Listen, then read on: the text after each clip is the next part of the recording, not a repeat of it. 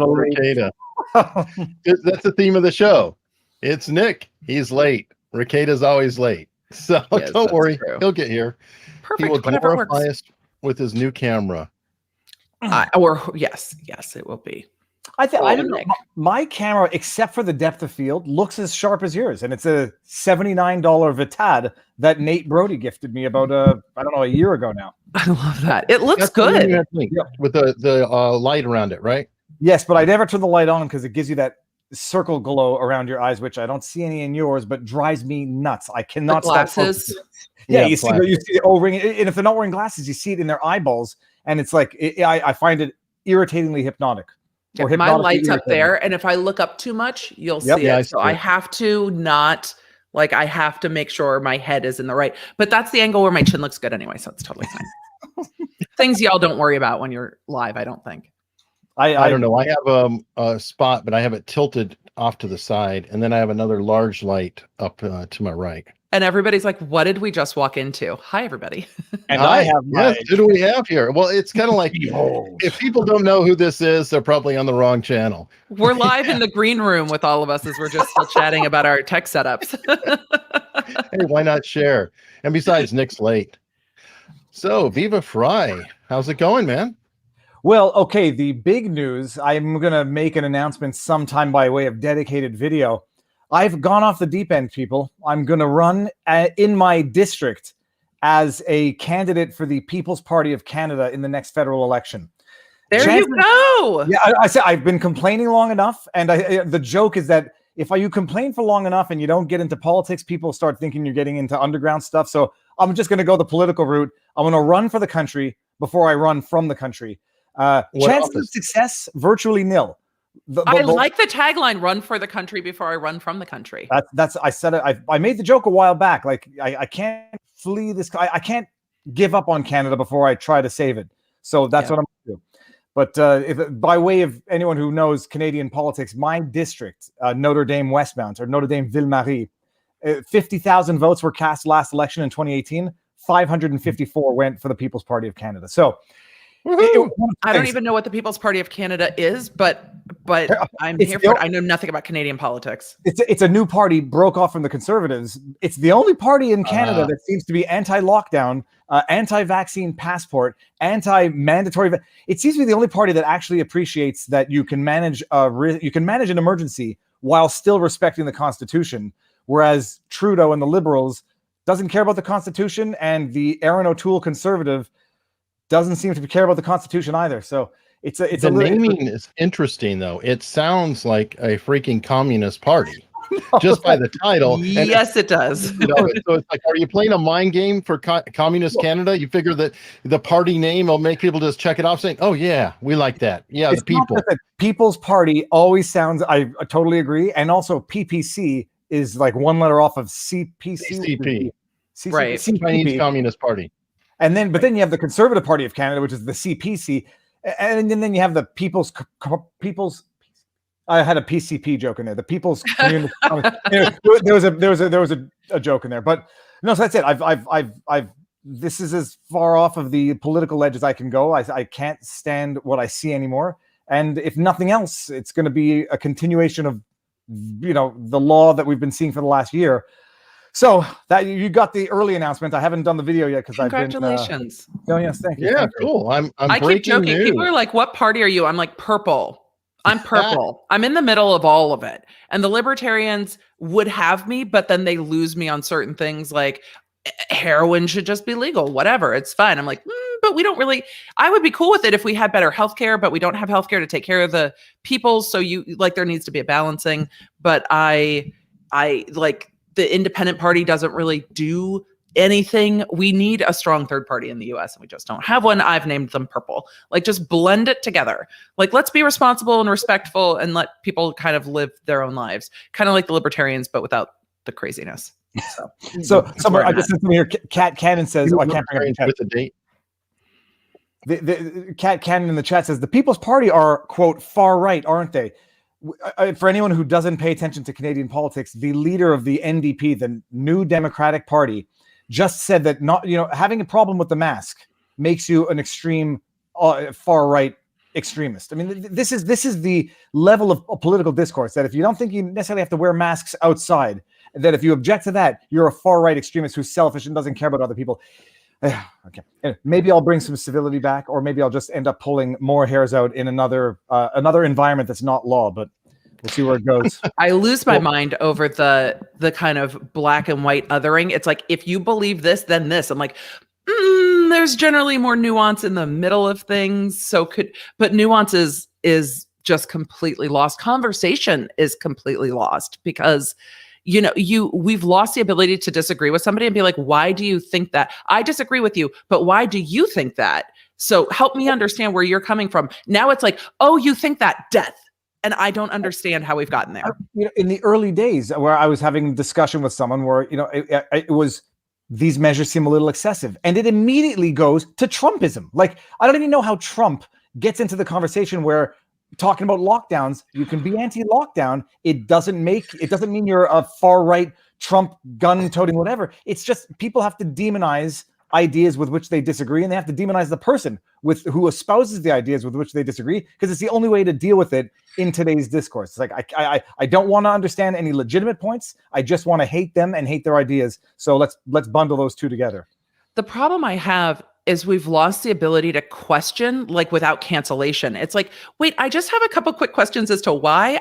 I need to understand better. And I'm ADHD and dyslexic. I've been asking why my entire life, because honestly, I often don't understand. And I'm like, wait, no, I need you to explain it to me again. But now the act of asking a question has become some kind of statement that you're either alt-right or far left or whatever it is. And I'm like, why can't we ask questions? If we don't ask our politicians questions, I think they're going to run wild, and I don't like where that's going to go. No. And it worries me. What's up, Nate? Nate. Or Nick? Who are we today? Okay, we actually have Nick coming too, but brilliant. A couple of weeks ago, one of my lawyers didn't show up. Which one? I'm making it up for everybody. I can't exactly disclose what happened, but I got stuck in something that lasted 6 hours and got nowhere. But that's law for anybody who's been like a lawyer. Me attending the Josh Duggar detention hearing. It lasted 6 hours. It actually did have a resolution, but it was very, very long. Speaking of that, it looks like your internet YouTube friend won't let you go, Emily. She's still going after you. Oh, he's talking about your best friend. Why? It's funny. Her hater and my hater are like the same person. Because my hater is Steve McCrae, her hater is Katie Joy, and if it's like they're both the same exact person, they say the same exact things, but it's very weird having a dedicated hater. But I really don't. There's so much going on in my life. I just don't have the time and attention for somebody else just being upset. If I've legitimately done something to someone, I'll have a conversation, but just being angry for the sake of being angry is not something I really have time for. It's been a very, very busy week, and the lawsuits keep rolling. Like I honestly just have other shit to talk about. This Triller H3H3 lawsuit is going to keep me entertained forever. I want to start taking bets on when they plead a date or a fact, or when somebody gets sanctioned for abusing the federal court system. Like, I've never been so floored by a filing. I've never seen anything so bad. And we've seen, Nate, especially with the Toddy case, we've seen some bad filings. But it was like filings. Some of it was stylistic. Some of it was like, why are we doing this? Some of it was like, make these arguments better. This one is like, oh, this isn't even a lawsuit, but you're calling it a lawsuit. Weird. Yeah. Have you covered this, Viva? I discussed it briefly with Robert, but only based on the original filing. Yes. Which stated no facts before it had gotten dismissed, or the original filing got dismissed, and now they sued H3H3 directly. Like, what's the latest status? The original filing about the whole thing. Can we go back? Okay, we'll do TLDR. TLDR. So, right? Yeah. Triller Fight Club 2 LLC is a wing of Triller. Triller's in a whole bunch of lawsuits with TikTok that I wasn't aware of until this. And so with that, they sued a bunch of people for alleged copyright infringement, saying that they re-uploaded the fight, and they filed 8 or 9 defendants. The fight being Jake Paul versus Ben Askren. Ben Askren. Yes, thank you. And that was a pay-per-view fight. It was a Justin Bieber concert. It was Pete Davidson yelling about Jake Paul and alleged SA allegations. And then it was like a 2-minute main event where there was a punch and then the ref is like, you're out. And I'm like, what? I don't understand how that just happened. It was a very strange fight. It's alleged that Jake Paul's an investor into Triller as well. It's a social media app that competes and is suing TikTok. TikTok's countersuing them, but they allege all this copyright infringement for re-uploads, and they alleged a conspiracy between all the defendants. They didn't allege the date that it was done, how it was done, or any facts. The judge came in with an order to show cause and said, how does this work? How have you joined them? There are no well-pleaded facts here. I started drinking every time the judge said well-pleaded facts. It was like 17 times in a 4-page order to show cause. So, okay, that you're talking about the order to show cause. There was no live hearing for this. No live hearing. This was a sua sponte order to show cause. And I think the judge must have had their eye on this law firm, because I don't know when a judge would read it that thoroughly and file an order to show cause so quickly. But the judge was like, how are these defendants related? What are the facts? And then there were footnotes like, and I'm not even saying this is the proper jurisdiction or venue, because there's no facts to that either. And so they filed an amended complaint. Triller filed an amended complaint. Triller filed a response with an alleged amended complaint. In the response, Triller said, we believe we will have facts, but we want expedited discovery.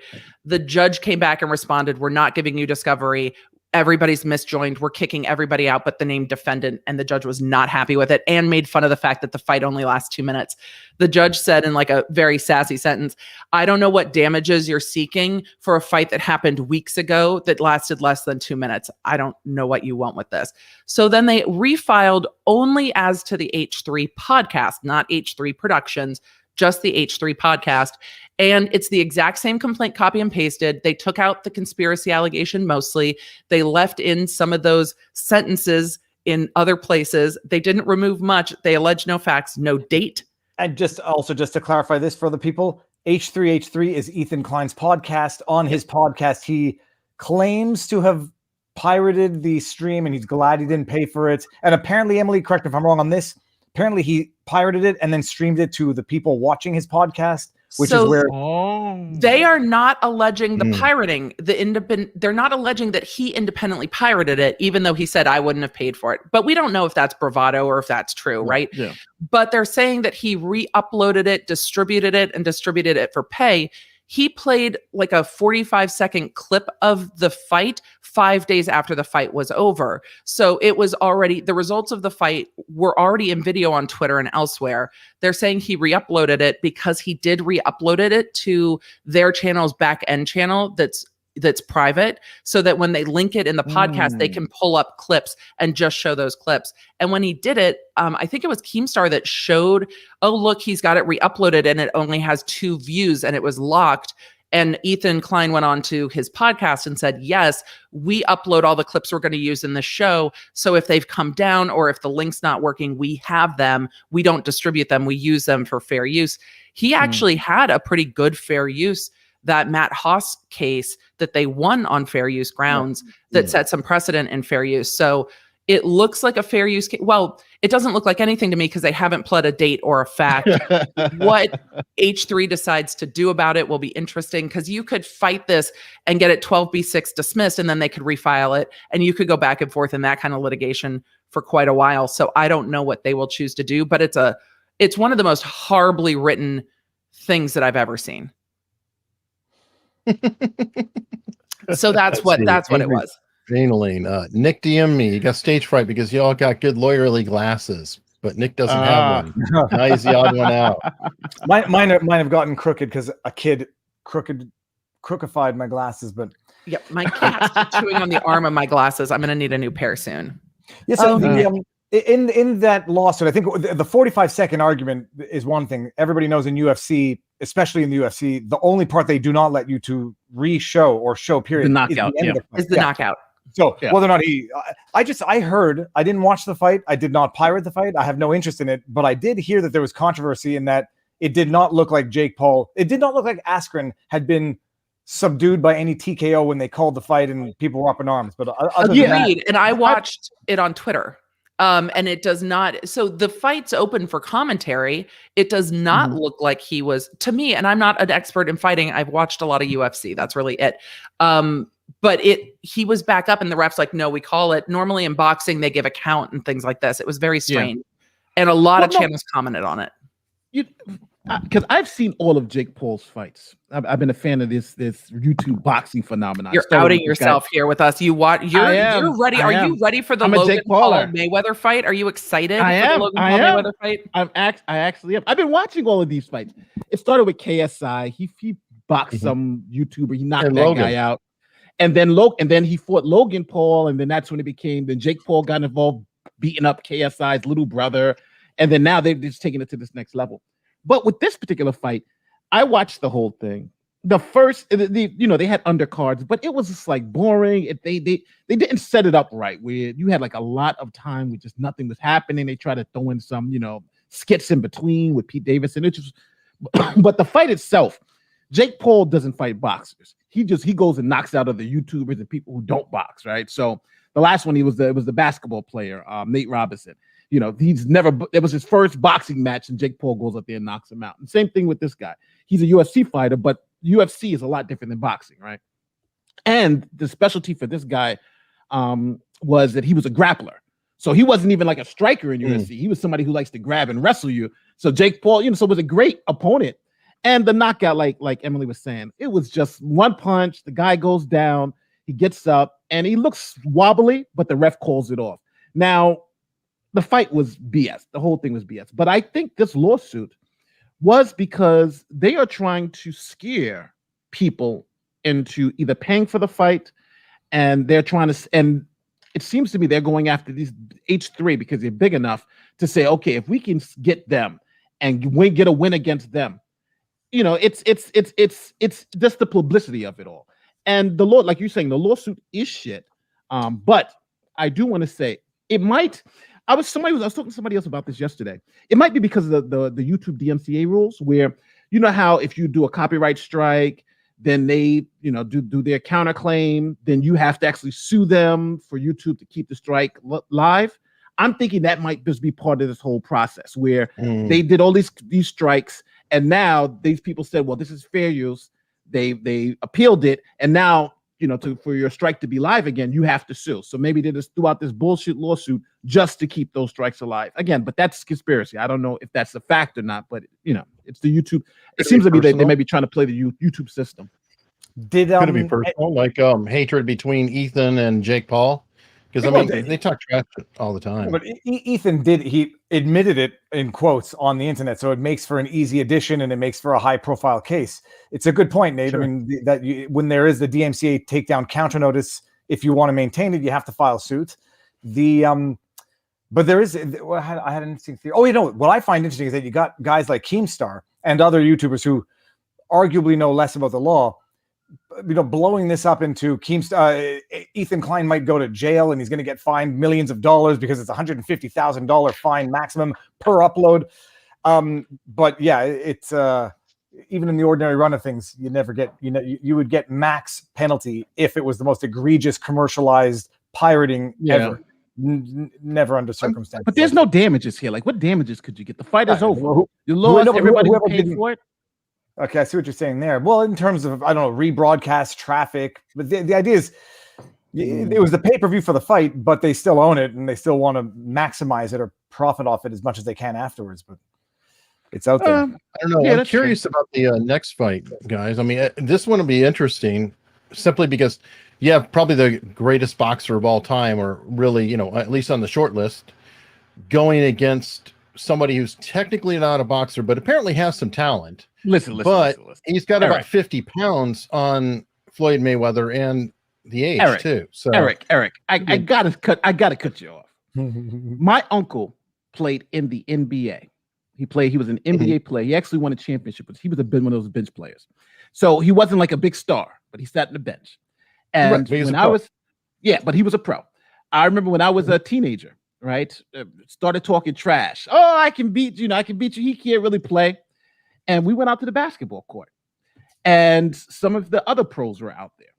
And I will say this: playing basketball against professionals is a lot different than playing basketball against everyday people, because these professionals, their whole life was about that. Now, Floyd Mayweather, his life is about boxing. So I don't think there's any way that a guy who's had 2 fights should even be in the ring with a Floyd Mayweather. And, you know, it's you know, if I understand the guy's bigger, he may be a little stronger, but we're talking about a professional fighter since they were 15 at the top of their game. It's just, you know, it's going to be a slaughter fest. I'm just saying, just from my experiences playing it, because like when I played against those professionals, I was like, oh my God, they're shooting everything, but they have forgot more about any basketball than I ever would know. You know what I'm saying? So you know, it's a sham fight. I don't think if Logan Paul survives more than 2 rounds, I'd be shocked. It's a publicity stunt, and both of them will get paid, kind of like Conor McGregor, even though Conor McGregor was a professional. So I mean, at least that one had it was a curiosity, I would say. Well, Conor McGregor's a professional, and when he was punching Mayweather, he was still punching with the insides of his wrists. I mean, they were different punches than the ones Mayweather was punching. But no, first of all, I don't know how much they're all getting paid for this. I don't know why Mayweather cannot be doing this for any meaningful money. But he's going to have to play like he's playing with a puppy dog for this fight to last any longer than 1 round, because it could be over in seconds. 50 pounds would mean virtually nothing in a boxing match between a Mayweather and not to undermine Paul, but between a Mayweather and a Paul. So it'll be good for Paul, definitely better for Paul than for Mayweather. But I'm curious to know what they're both getting paid for this. Well, did you see how they will draw eyeballs? You saw how Mayweather knocked out what's his name? What's the guy, the Japanese boxer's name? The Japanese kickboxer. Mayweather went and knocked him out in like 2 rounds or something like that. I forgot the guy's name. It's all on YouTube though. Yeah, it's you know, I think again, it's going to be fun to see, but I don't think it's good. You know, it's a sham. It's a sham. It's a sham that's going to make a lot of money. Nick's not yet in, and Emily has ducked out, and now the rumors are flying. this is how rumors start, people. And then never mind. I was gonna make a. Hey, this is you know, I've been tempted to call it Freewheeling Fridays, but that's already taken by the People's Pundit. But that's sort of the point of this: is everybody just come and go and just have fun. So whatever, everybody will see them and they won't see them. People can join. Not. What you were saying, Viva? I was going to say, what do we talk about next? Because there's a bunch of stuff on the menu in terms of Nick. Juicy Law stuff. I'm sorry, Nate.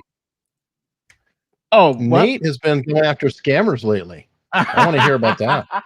All right, so for all of you who don't know, yes, I had a scammer confess on my channel to it was excellent, faking cancer and forging documents, actually to multiple felonies. And Eric likes it, but yeah. So there's a group of the YouTube now. I have a group of YouTube haters, and don't we all?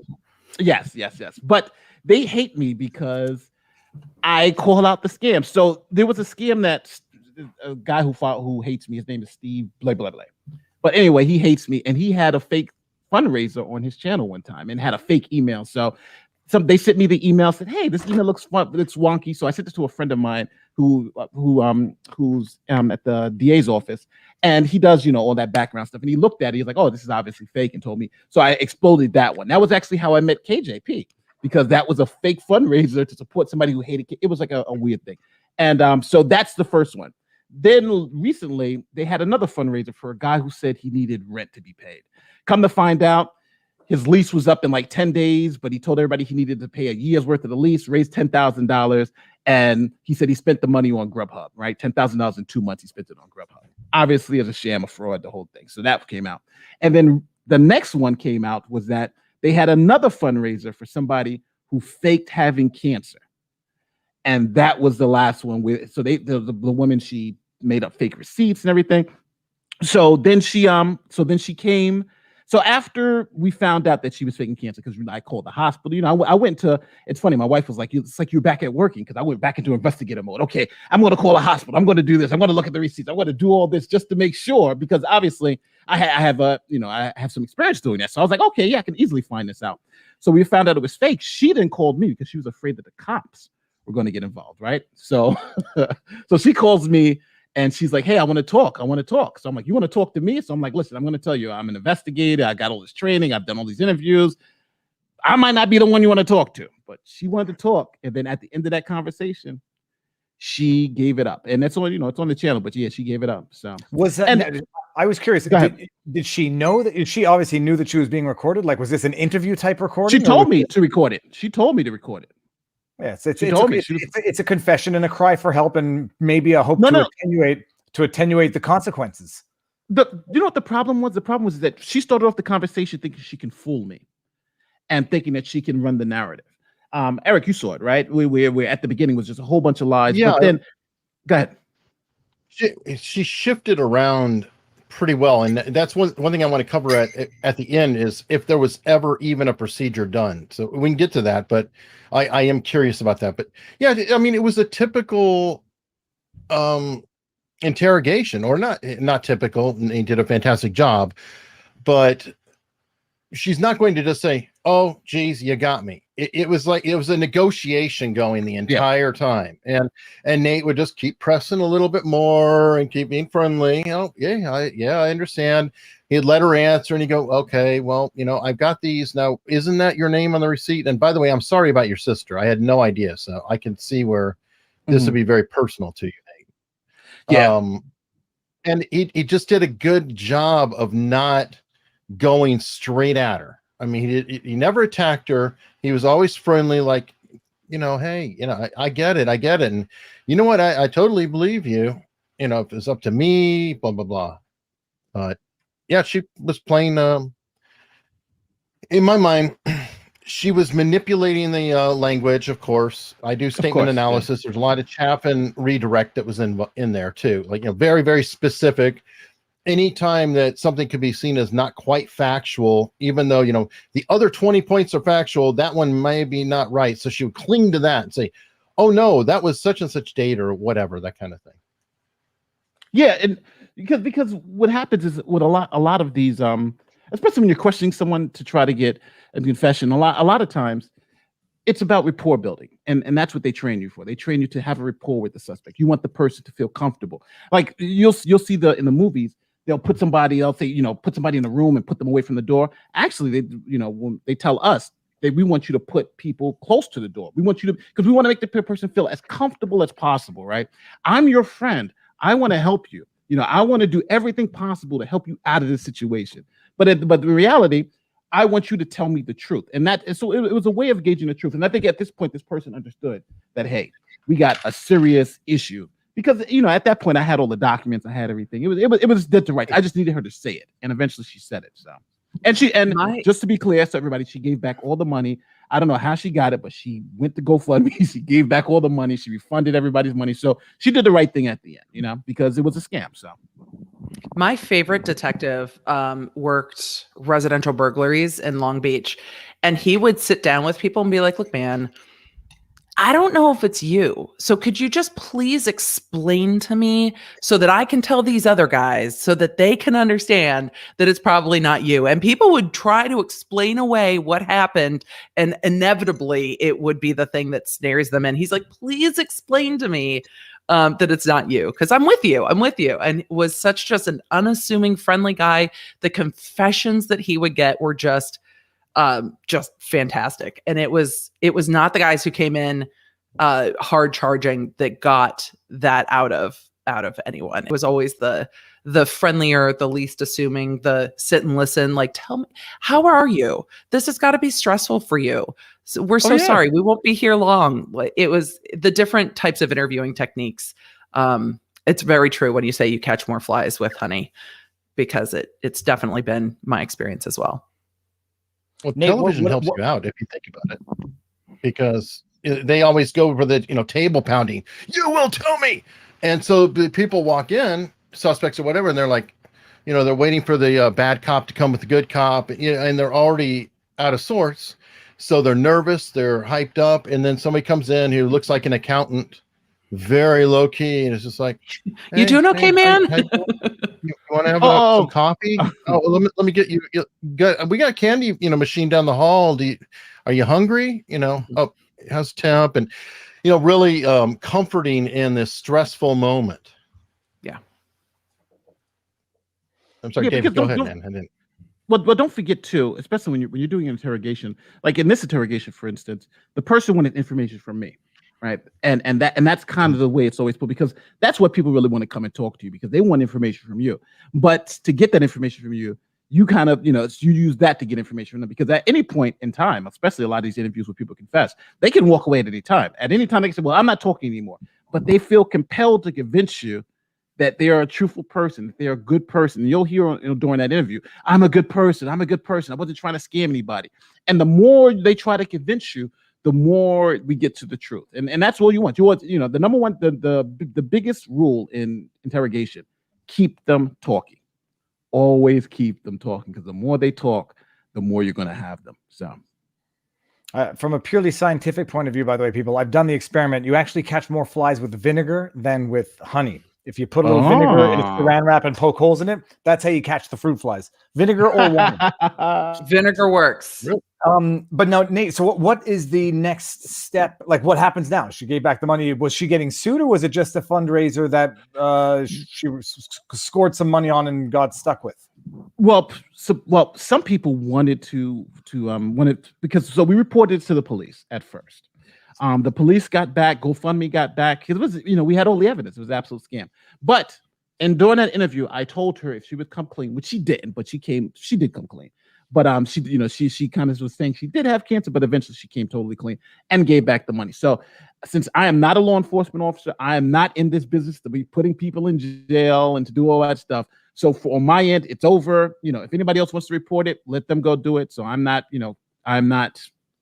any longer, cooperate with law enforcement or anything like that. I'm done. But, for my end, I actually gave money to this cancer fundraiser. So I was like, yo, even though it wasn't really a lot, but it was just like, yo, what's going on? You guys just stole my money. You never had cancer. So cancer scams were a big plot line on Real Housewives of Orange County, weren't they? Yes.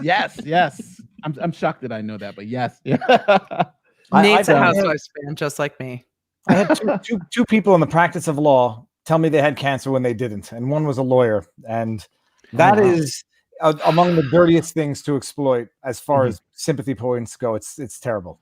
It's interesting. In the Tom Girardi case, one of the original cases that kind of brought the media attention around this was this Edelson PC case. Their co-counsel on the Lion Air crash, and they were trying to make sure that the victims had been paid and were getting the runaround. They hadn't been paid. They were getting the runaround, and they attached links, SoundCloud links to their filing with these voicemails. And it's Tom Girardi being like, hey, you guys know I've been in and out of the hospital. Be nice to me. There's just these little things of confusion. I've got this. And it was really heavily manipulative and just playing on this sympathy of, it just got away from us and it's not a big deal. It is a big deal. We now know in the bankruptcy courts, it is a big deal. But it was this whole dog and pony show where, like, God, my analogies today are just popping. I'm sorry. It was this whole song and dance. Damn it, I've done it again. It was this whole thing with him trying to manipulate this other law firm to not file suit against him by playing up his poor health. It was really pretty gross to listen to. And I love that they connected public SoundCloud links to the lawsuit so that everyone in the media could download and hear it. And we're seeing, I think, a little bit more media savviness in the filing of lawsuits. And I think we're going to continue to see that. And I'm living for it. I'm like, yes, attach links to all your evidence, please. Put them in Dropboxes that we can all access. I love it. The amazing thing is, so putting out lawsuits to the scrutiny of the public, it's the most amazing way to crowdsource information and crowdsource knowledge on the law, on the facts, and you can discover things no individual lawyer could have otherwise ever discovered. And I mean, the Chauvin trial, actually, I don't know if Nelson had tapped into it, but it was one of the the best examples ever of real-time crowdsourcing of information, and to some extent getting it to the eyes of the attorneys. So you covered Chauvin. I covered the Tati case really closely. And the lawyer for Tati Westbrook was on Twitter crowdsourcing declarations of people saying, no, because of this YouTube channel's coverage, I stopped buying these products. And he put out a tweet going, hey, did any of you stop buying because of this? And it was hundreds and hundreds of people were like, oh, me. Well, do you want to talk to me? Let me DM you. And crowdsourced not just that, but also back videos, and people are like, oh, here's the Reddit that downloads all of her videos about this creator. They couldn't have done that with investigators in the amount of time they did it. Twitter was like, oh, we're already on it. We've been watching her. Here's all of the information we know.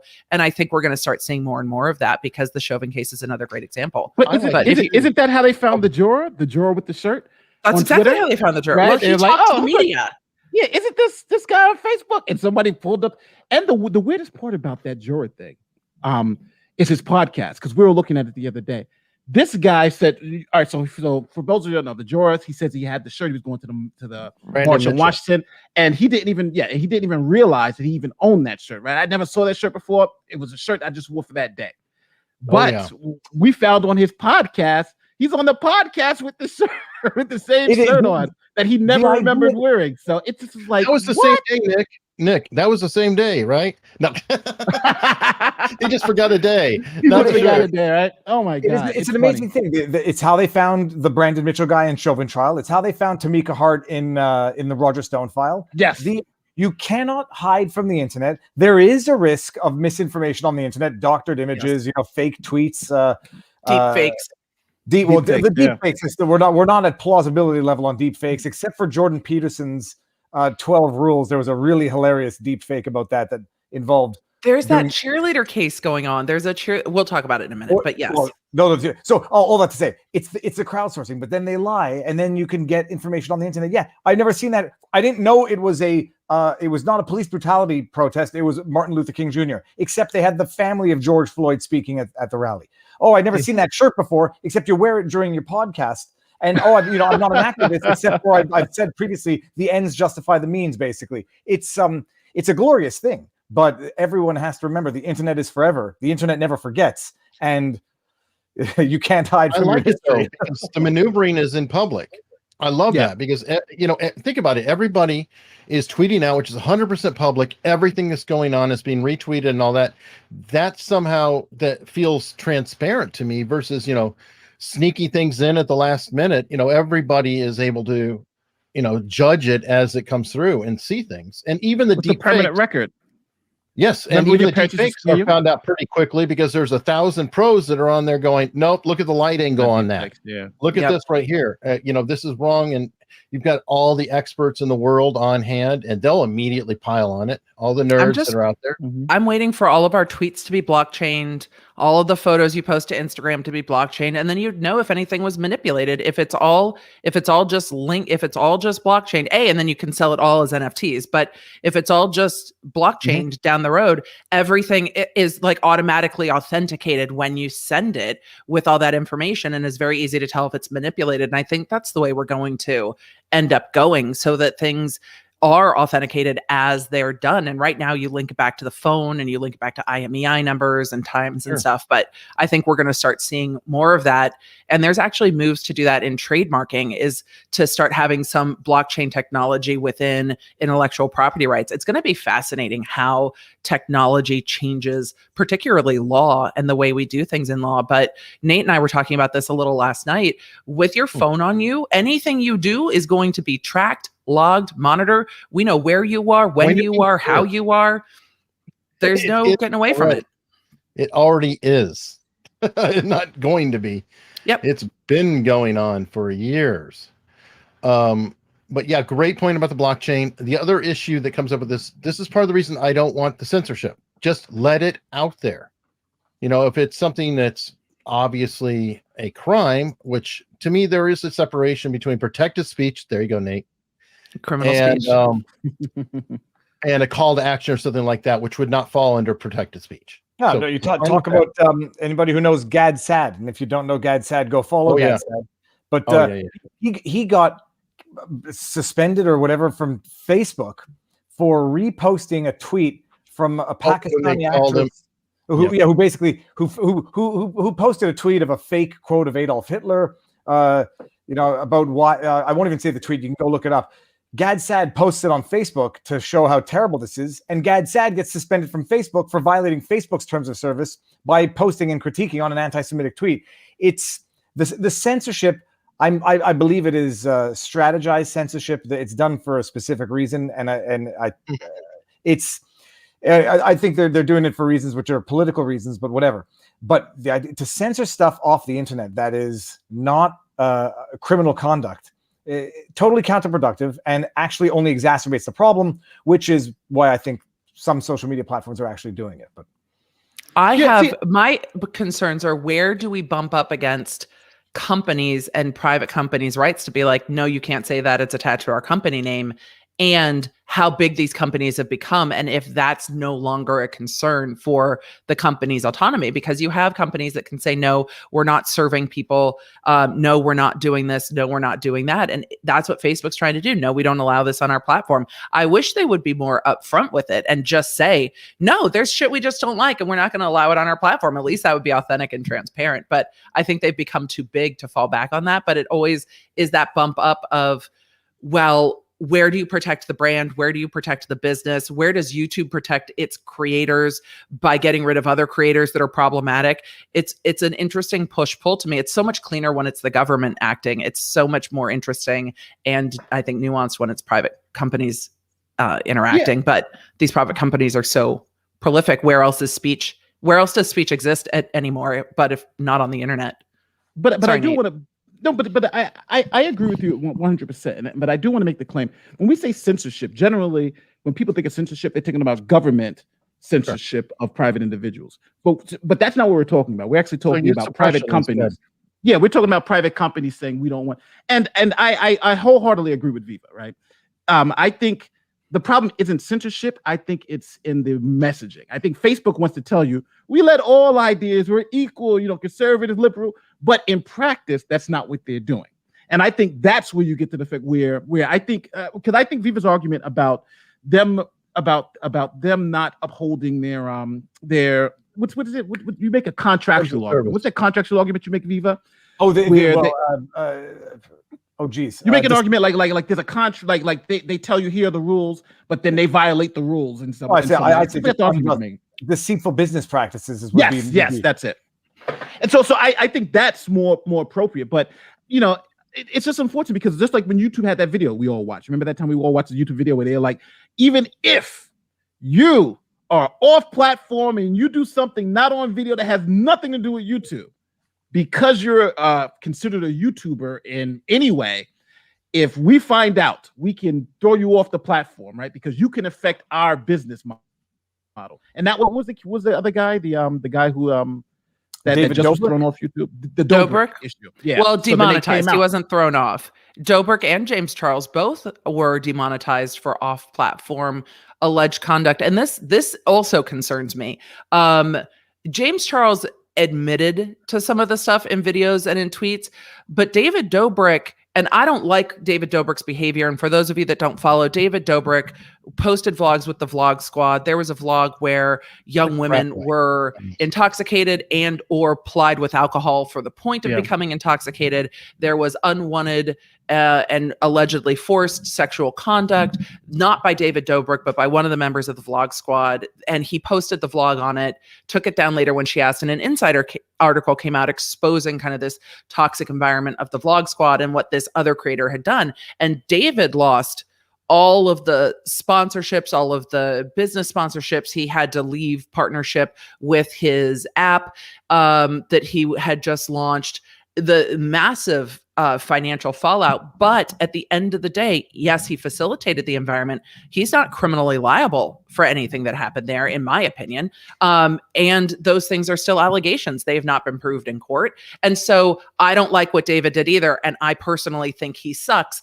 But I also have concerns when, okay, so this person that was in your presence did this thing that you did not aid, abet, facilitate, and now you are also suffering the ramifications. And that's a very interesting line to me of how that shakes out and how the platform allows that to shake out.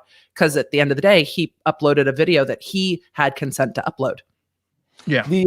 I have two things to add to one. Emily, when you said, like, it reflects poorly on the platforms and they have a brand to maintain. When it comes to Facebook, when it comes to social media platforms, I don't agree with the idea that there's anything anybody could put on those platforms that's not illegal.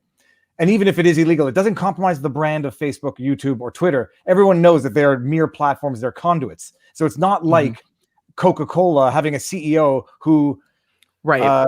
Did whatever. I don't even mean criminal stuff, but who did socially unacceptable stuff or very questionable stuff. This is a platform. Everybody knows that it's a mere conduit for creators. So the argument that it tarnishes their brand, they love that argument because they're like, no, the news it, media says YouTuber Jake Paul, YouTuber Logan Paul. And I think Google's argument is that reflects on our platform. I agree with you. I think people are aware if they're going to have 230 protection as literally just a provider, then they shouldn't be held responsible for what people post on their platform because that's what they're protected from. No, I agree with you. I think and I didn't mean that you're making the argument. I just agree with you. Yeah. It's a disingenuous argument. The other thing that I think is that we're talking censorship on private companies. And so everybody says, they're a private company, so they can censor. I would frame it another way. What we are calling censorship on YouTube and Twitter, I consider it to be a form of discrimination. So I don't consider it to be censorship. It's actually the first time I formulated it this way. It is discrimination. It's political and ideological discrimination. Even if it is flat earthers, or even if it is people who question COVID and question, the origins, the vaccines, it is discrimination based on ideas. It is a form of discrimination. And private companies do not get to discriminate, unless it's material to the essence of the organization. And so I like the public provider, or deem them to be utilities, and don't give them if we don't want to call it censorship, because I think that's a misnomer, we should not tolerate them discriminating for ideological, political, or conspiratorial thought reasons. They shouldn't have that right in any event. So, it might be a misnomer to call it censorship because it allows everyone to say private enterprise. Right. I think they're closer to utilities and should be held to that. But I agree with you. Discrimination. No, I agree with you on the utilities, absolutely. And I also think that because if you say the DOGE coin thing, aren't there people who've lost their channels in the middle of live stream for talking about it? Talk about channel losses in live stream. I'm just saying those kinds of things. Even if you don't like it, if you don't like the flat earthers or the Duggars and whatever, we should still be able to openly discuss it, because I don't think anything gets better when it's hidden away and not actually discussed openly. But if you can't discuss it because you're going to get shut down, if you can't bring up a fact that a tweet is fake, or there's a creator on YouTube who almost lost her Instagram for calling out racist comments she was receiving on her Instagram. She's like, this is the kind of hate that I receive. So when people are saying they don't see it, let me show you, and almost lost her Instagram for violating community standards. For shining a light on what was happening to her as a creator. I'm like, this is the problem with trying to work around. Is it people's feelings? Is it sensitivities? I don't know what we're trying to work around. Is it political correctness? I'm not sure. And I worry that when we hold businesses responsible for what is done on their platform, or we hold a company responsible for what a lower level employee did, it makes it easy to not hold the person saying it responsible. And that's kind of part of the thing with David Dobrik too. They held David Dobrik responsible, but his friend that's alleged to have done the thing is on all his social media platforms again. So why aren't we holding the person who said the words or did the thing responsible as an individual? Some of it's machine learning going amok. It's a perfect storm, because when somebody posts, look at these hateful comments put toward me, the machine, this is kind of like NLP, that the mind doesn't understand a negative, it only understands a positive. As an example, don't spill that milk as you're walking means that your focus is going to be spill the milk. Right. And it should be carry the milk carefully as you walk across the room. It's a weird twist, but the machine learning actually suffers it too. And it just says anti-Semitic remark. Bad. Boom. And no context saying this bad word is bad.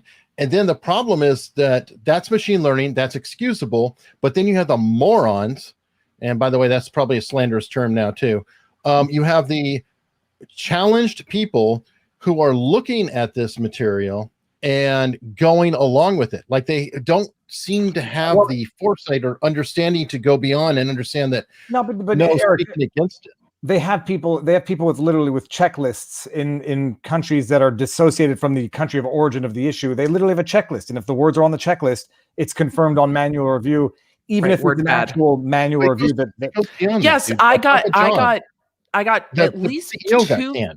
I had two videos that got completely demonetized because I was using the word tsunami, SUENAMI, about all the lawsuits, but I was talking about depictions of horrific natural events. And I'm like, context. I'm not talking about a crashing wave. I am talking about, we made up a funny name for a lawsuit, but it happened. And on manual review, they confirmed it. And I was like, what?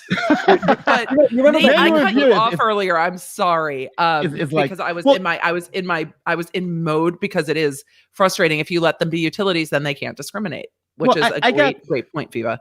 Now, I'm going to disagree with the 2 points that were made. Now, I understand the chat's going to go crazy. Do you have notes? Nate's a horrible literal. That's right. My lawyer handed me. He's ready for cross-examination. Go ahead, counsel. Oh no, because I wanted to let you guys get out your thoughts. When I was like, let me just write them down so I can know what I wanted to disagree with. Okay. First, I disagree with the public utilities, and I think if you're talking about access to the internet, getting internet access, that's one thing. But I'm thinking when you're talking about actual websites on the internet, I think now we're talking about a second layer to get into. If you're saying like Verizon giving internet access, I think that's the public utility. But I think now when you're going on to Facebook, 4chan, all these things are then also public utilities.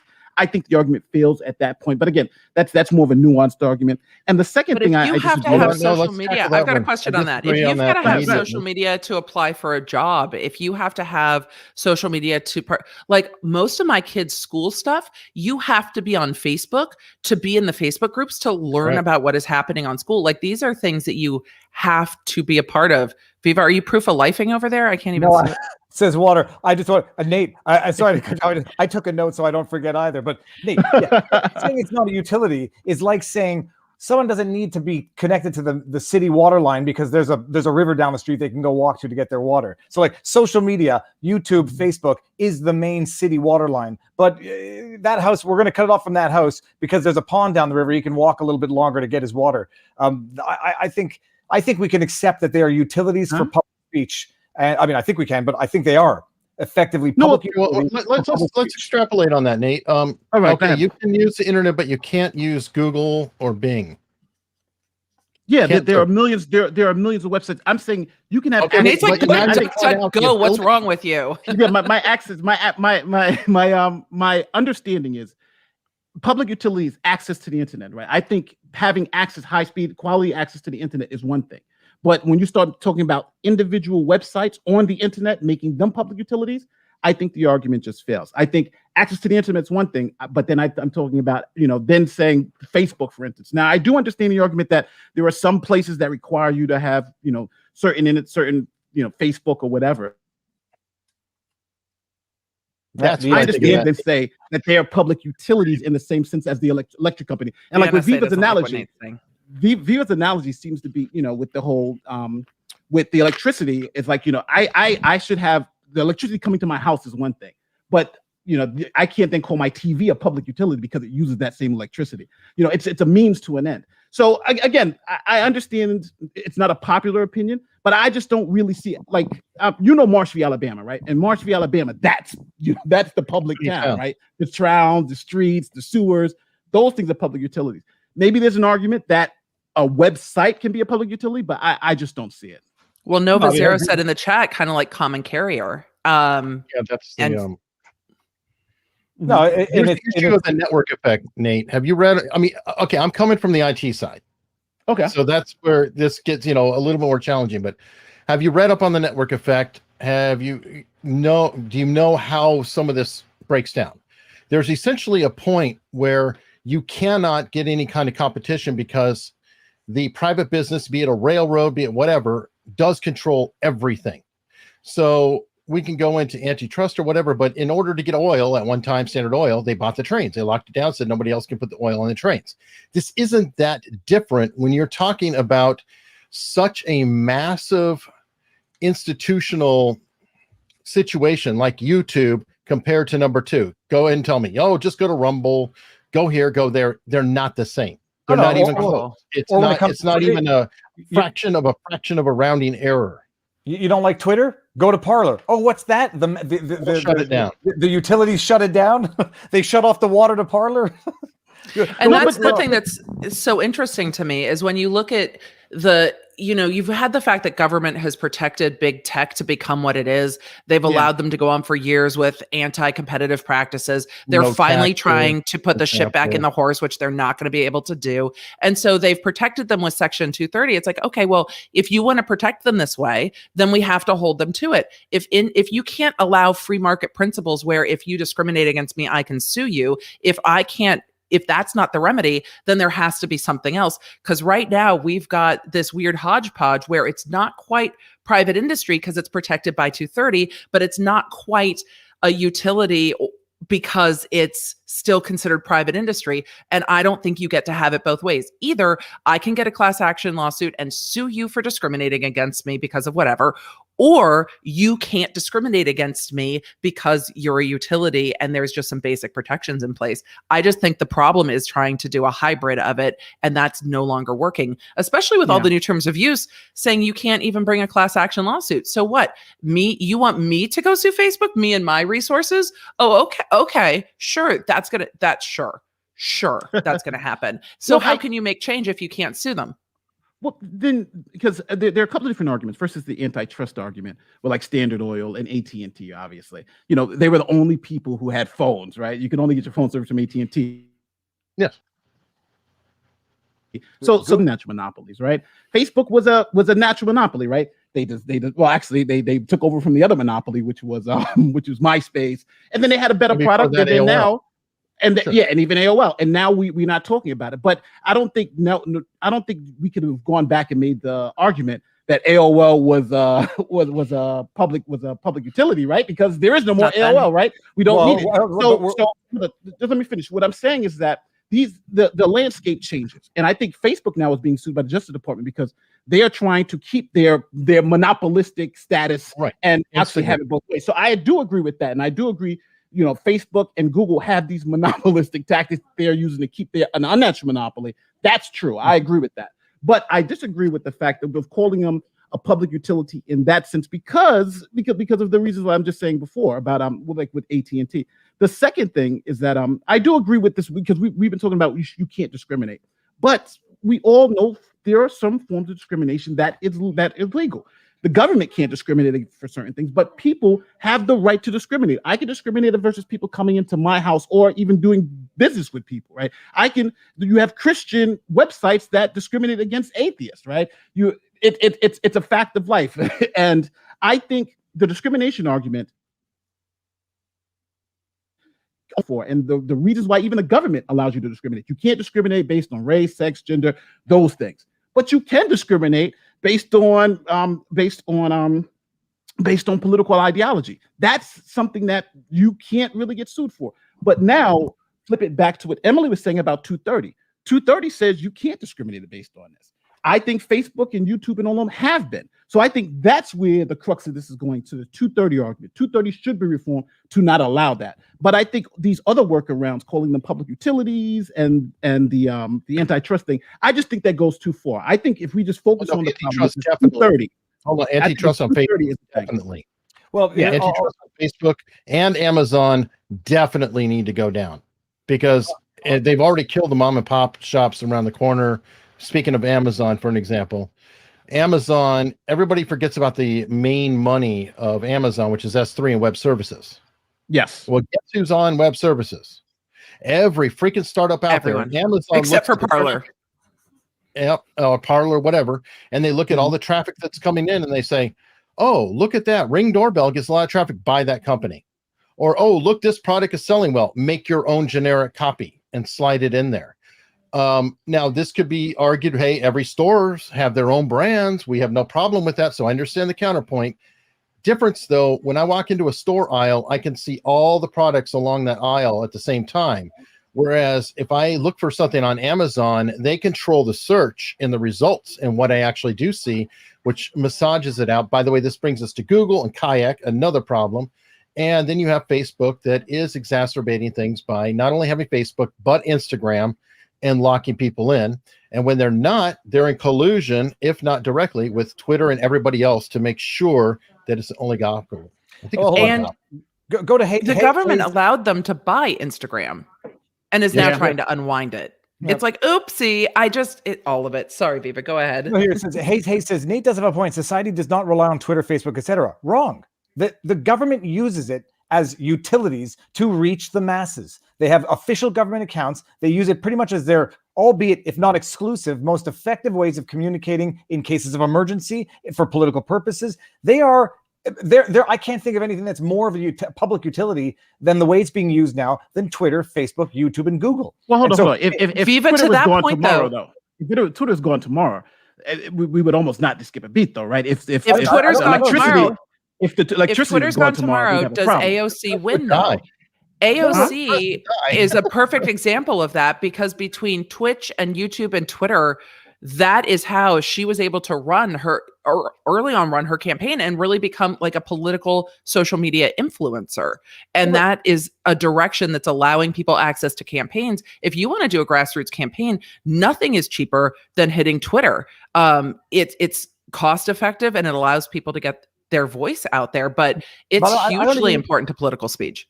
I don't even mean political speech. I don't mean like running a campaign. I mean politicians communicating with in an event of emergency, hurricane, natural disasters, active shooter. Don't tell me they're not utilities when that is the first place the government goes to reach the masses by using the most fastest flowing public utility to get to the public. It's not like AOL, because I don't know that politicians used AOL back then. Certainly not the way they use Facebook, Twitter, Google, YouTube. No, it didn't have this footprint.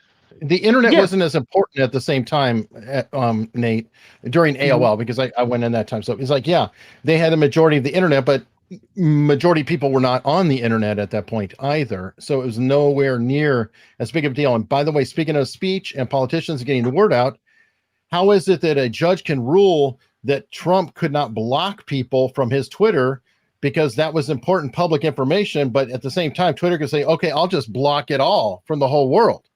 So which is it? There were the two reasons for that is that Trump as it's the free speech was on the presidential piece, where in other words that was his official account for the government. So you can't since he's a government actor, making official announcements, he then can't block people indiscriminately, right? Because that's violating their access to that government official. But now Twitter as a company, because the judge made it in that same ruling, the judge made it very clear that Twitter as a company, they could do whatever they want. They could suspend that account, right? Because it's them acting as a private company. So that was a difference. Him as a public official, disagree. He can't block people.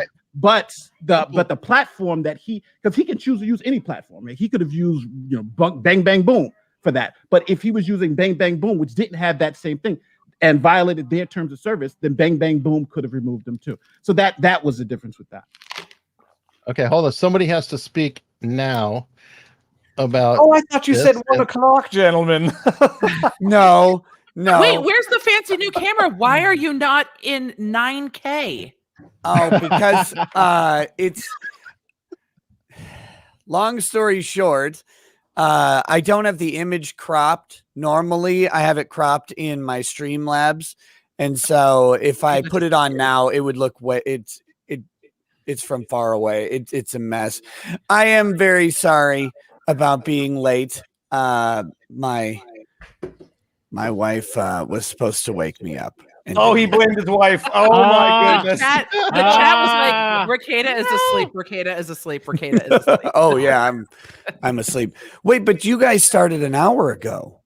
Mm-hmm. Oh yes. You told me noon. Was it noon Eastern? He said noon Eastern. Noon Eastern, yeah.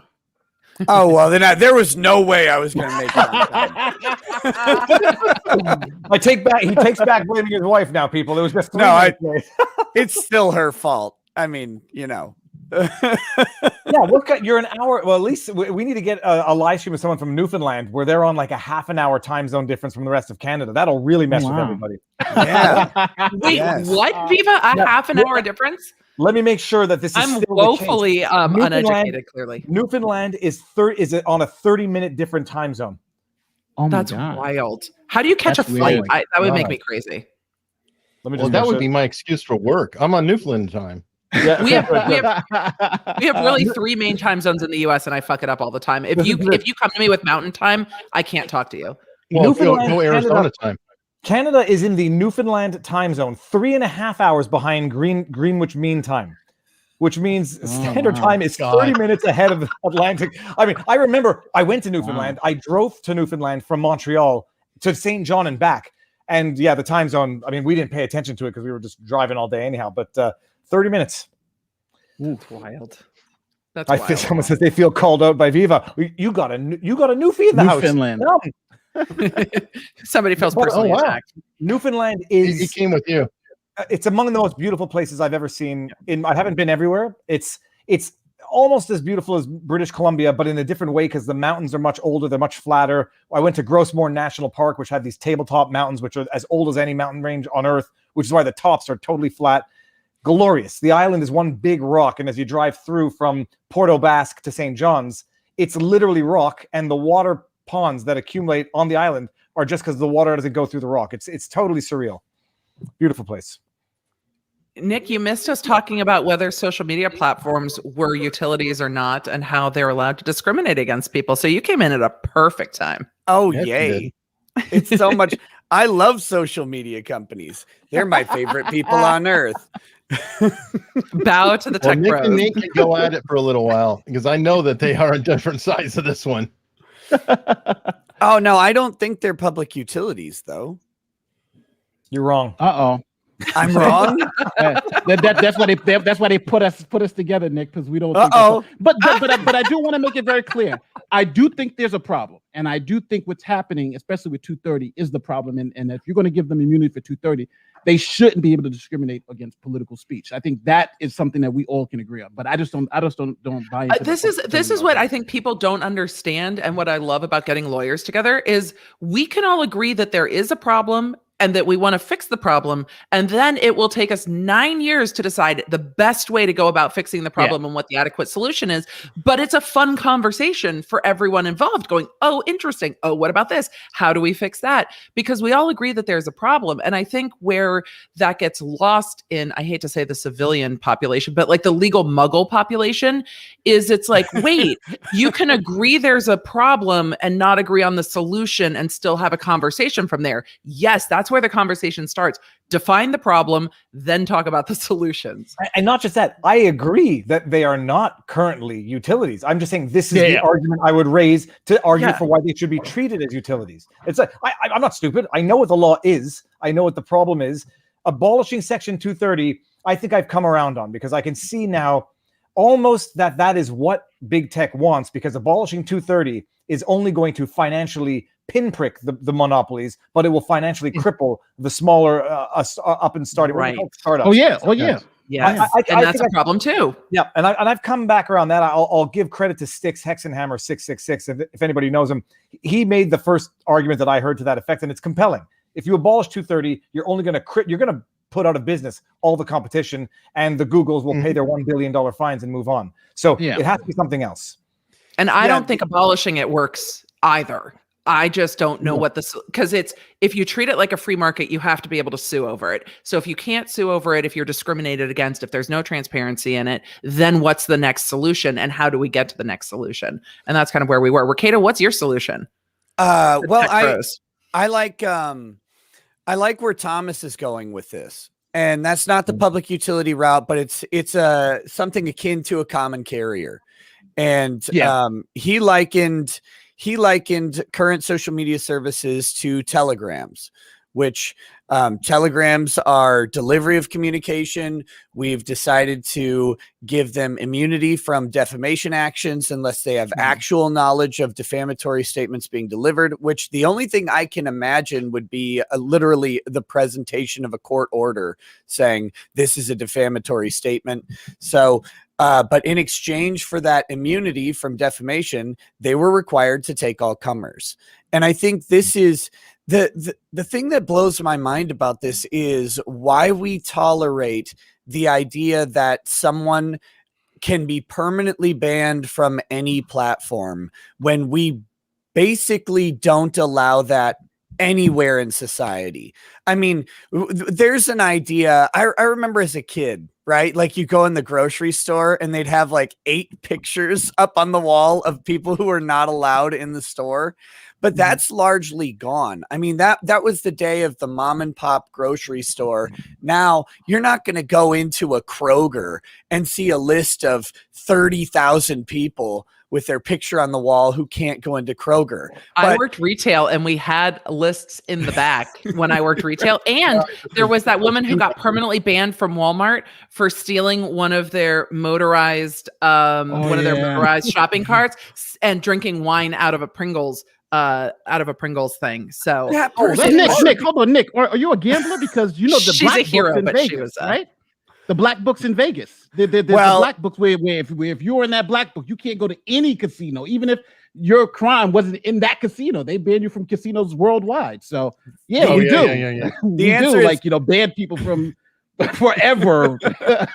Well, Walmart and casinos. Yeah, Walmart and the casinos with the black book. Okay, no, I'm not a gambler, but I do remember I saw that not the movie, but I read the book. About the MIT kids who busted the blackjack tables. So You're right. I remember the black books in Vegas, but so I'm hyperbolic, but typically just speaking, giving you a hard time. I wanted to say Pringles wine. Look, Walmart should have hired the Pringles wine lady. I mean, yes, she belongs. She should live at Walmart. She shouldn't be kicked out. They should have been like, "We have your room ready." She became a hero and a role model because most of my friends reached out and they're like, "But we've been there, right? Like we understand her. Like I don't know what she's going through, but we're not mad at it that she's just rolling around drinking wine out of a Pringles can, living her best life at Walmart. Like we weren't mad at it. I thought it was hilarious. It was a missed opportunity for Walmart. We've been there. People. I'm going there right now.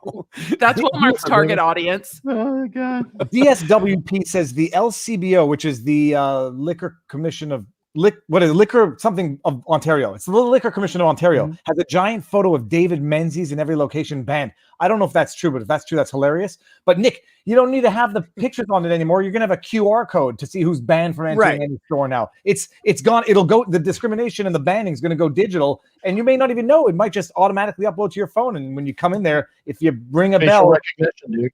Yeah, sorry. But we've been throwing out the word discrimination, but there is lawful legal discrimination and there's illegal discrimination. True. I just want to make that point because, not if I'm saying I don't want any Trump supporters in my house, that's legal for me to do. If I'm the government, in your house, is first of all, your house. Even if I have a storefront, if I have a Christian storefront, I say I don't want any Trump supporters and no LGBT in this thing, right? The bakery, for instance, I think the bakery that wants to bake a cake.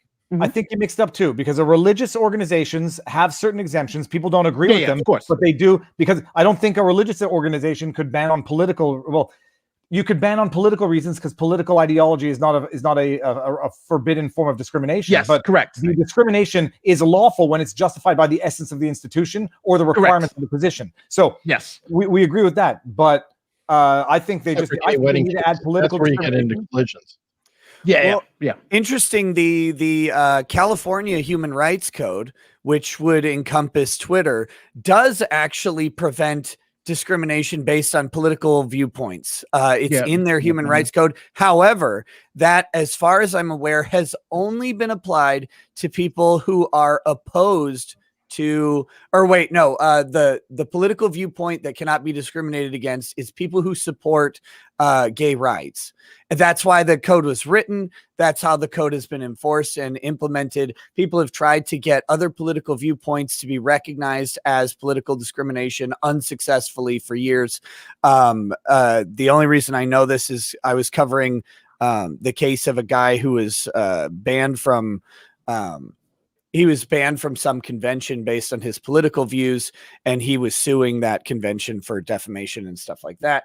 But yeah, the political viewpoint thing does exist. There's precedent for it in California where Twitter is, but for some reason the California courts are like, yeah, but political viewpoint discrimination only means pro-gay. It's like, that's weird. What? That's a pretty narrow definition, but that's how they've interpreted that as far as I've ever seen. And it's not like they're hiding the ball on that one either. It's not like they're like, well, we're just looking for another one. They're like, well, this was written in the 60s when being pro-gay meant you got fired. And so that's what the legislature wanted to prevent. And so that's how they've limited that. But it is there. And the 14th Amendment, we can expand the definition to what it says versus what it was just intended for. And that's not a problem. But I still want to go back to where Thomas was going with this, and that is the idea of a common carrier common carrier adjacent distinction being applied to these companies. And I think 230 is the vehicle for it. If we're giving them immunity, if we're giving them, ramifications, or roll this into your what is definition? BT? As a common carrier versus a utility. Good Logic is asking for heavy thought this morning. Oh my God. The man just woke up. It's like, let's run through all the ramifications. I'm like, oh. I mean, no. I think the differences between a utility and a common carrier basically boil down to the absence of a utility involves perhaps something akin to like a violation of right almost.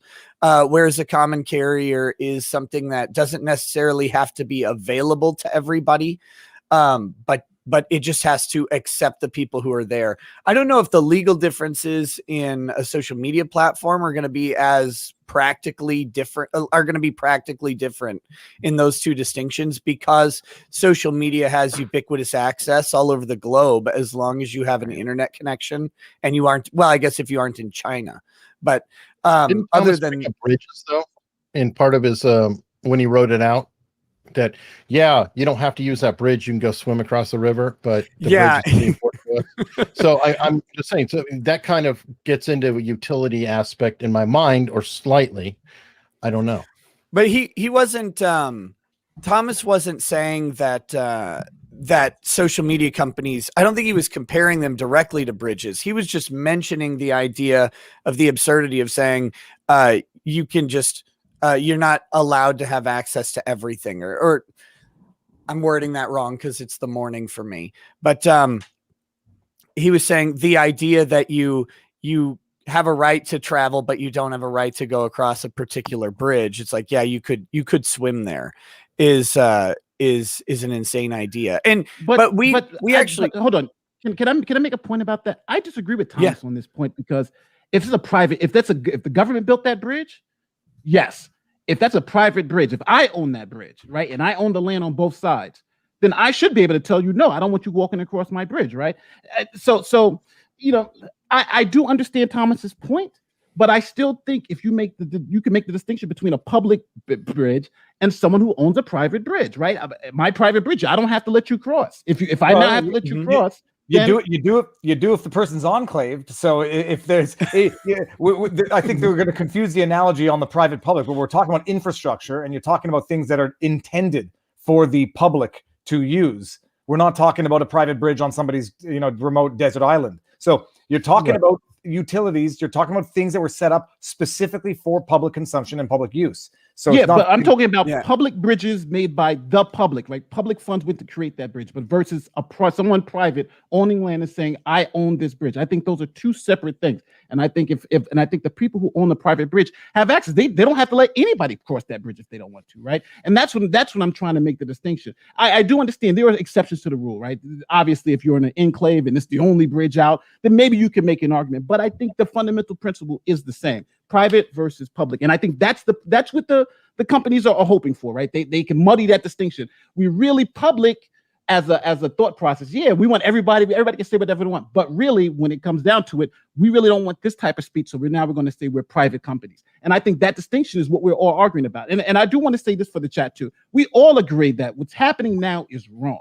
But again, we're arguing over the nuanced details of it. We're not arguing that there is not a problem. We all believe there's a problem. Yeah, and with the bridge analogy, that Thomas wasn't, and I want to point this out, he wasn't painting social media companies as the bridge. He was running through a list of similar things where we where we look at it and go, that's absurd. And we hold actually one of those absurdities with relative frequency, and that is in the United States. And I think this is what Thomas is getting at.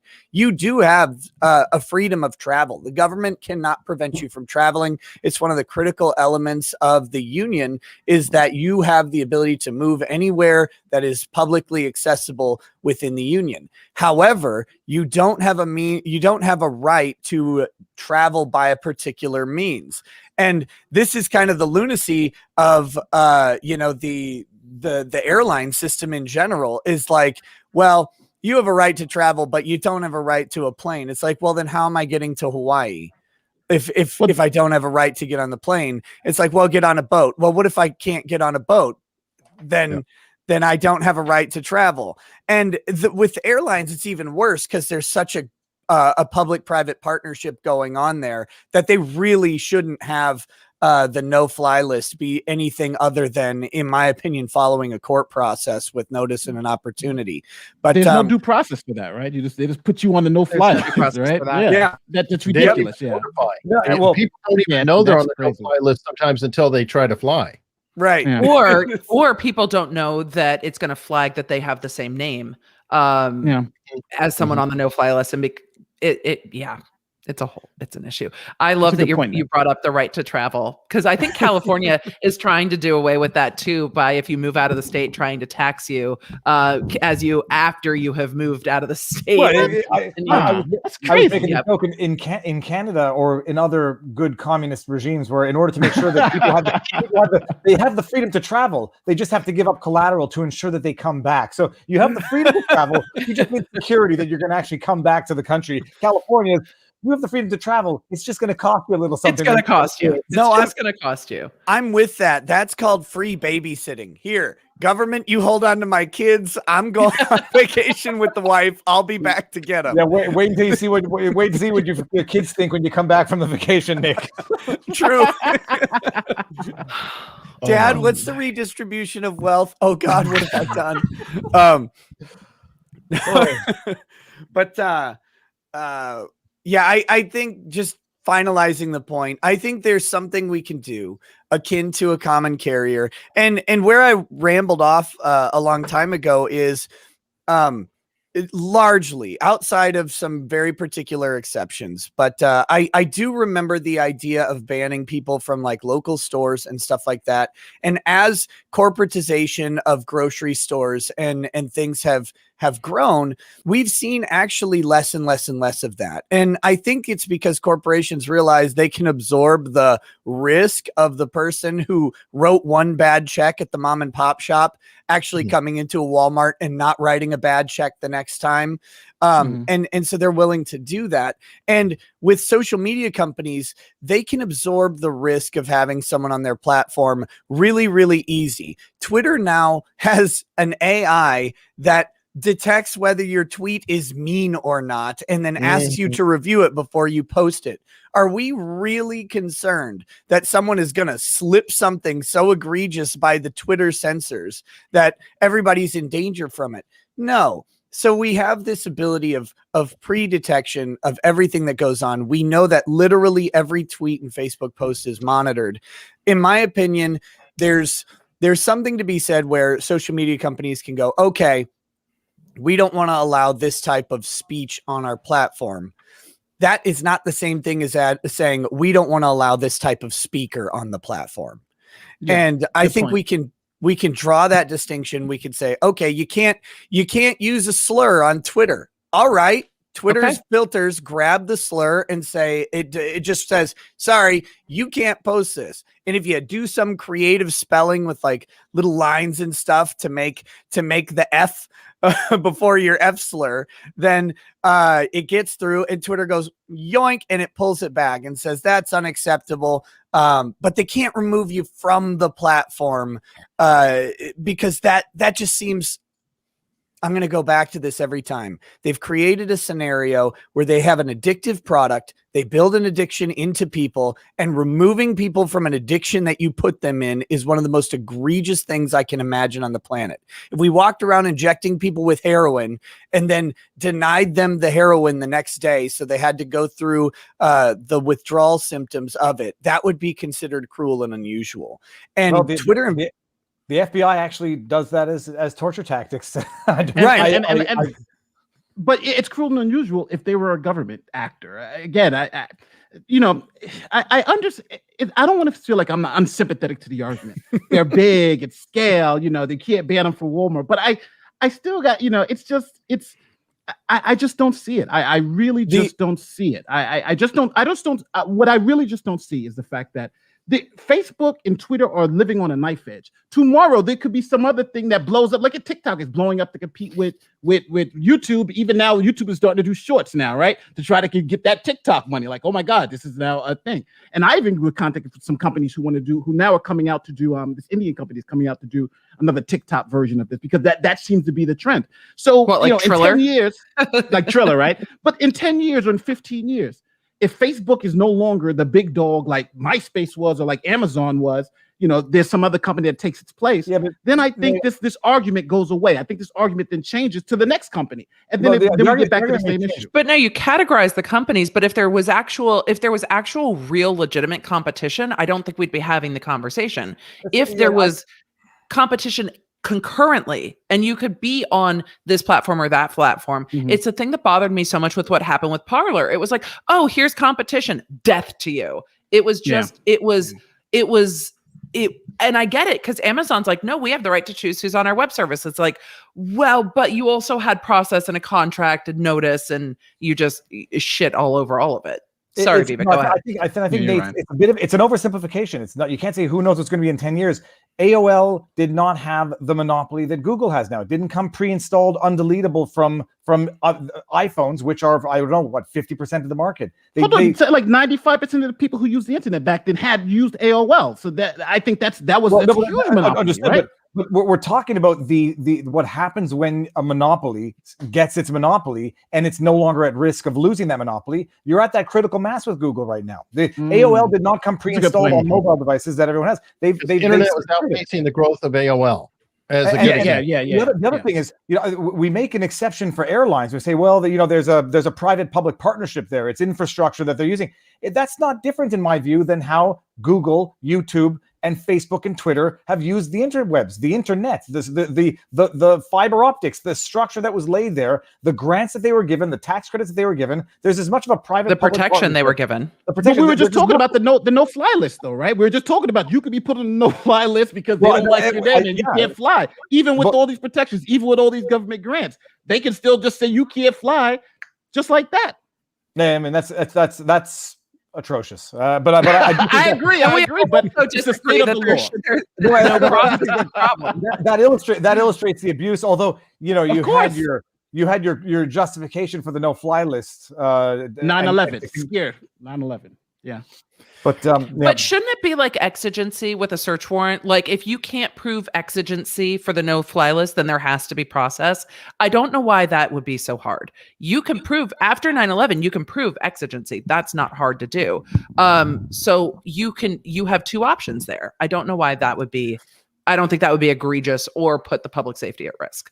I also love that not a single one of the hijackers would have been on the no-fly list anyway. That's true. That's the entire point of them. The beauty is that you need a no-fly list in order for the government flags to go off, and not one-way first-class tickets. I mean, it's just the Parkinson's law of mundanity applied to crisis management.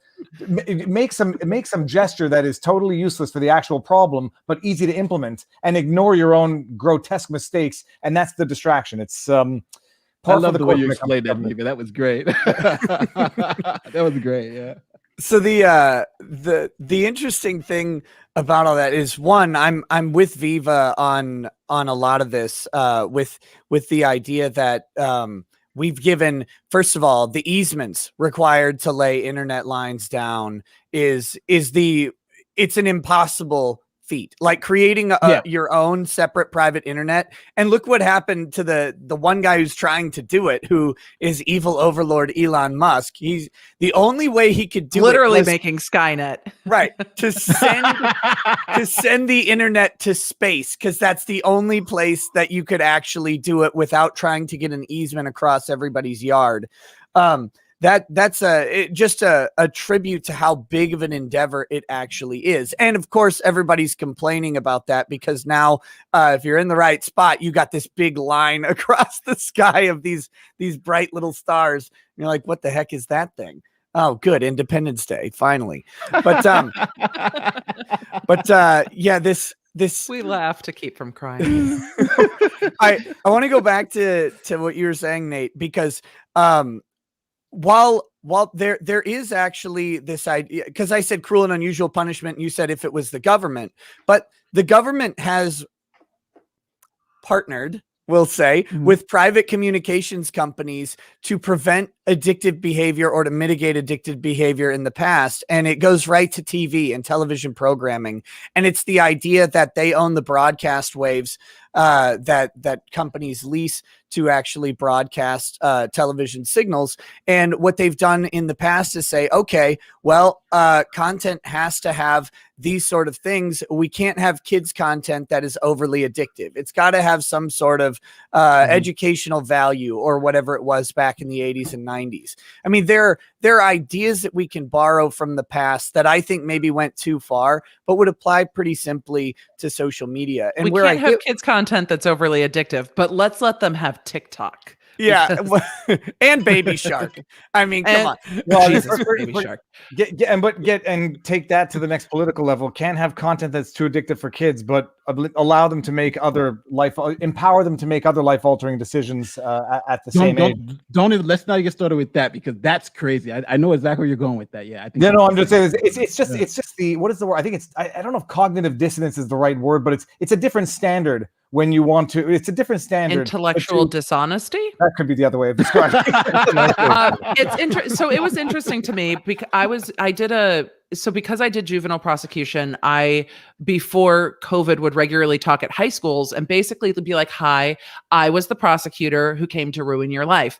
These are the types of things that we would use against you. These are the types of decisions you have to be aware of making. This is actually distributing, pornography when you're texting around this thing that you got from your friends. And one of the other speakers I regularly spoke with was an addiction and rehab specialist who talked about when they were dealing with teens and substance addictions, that social media addiction was the first prong of it.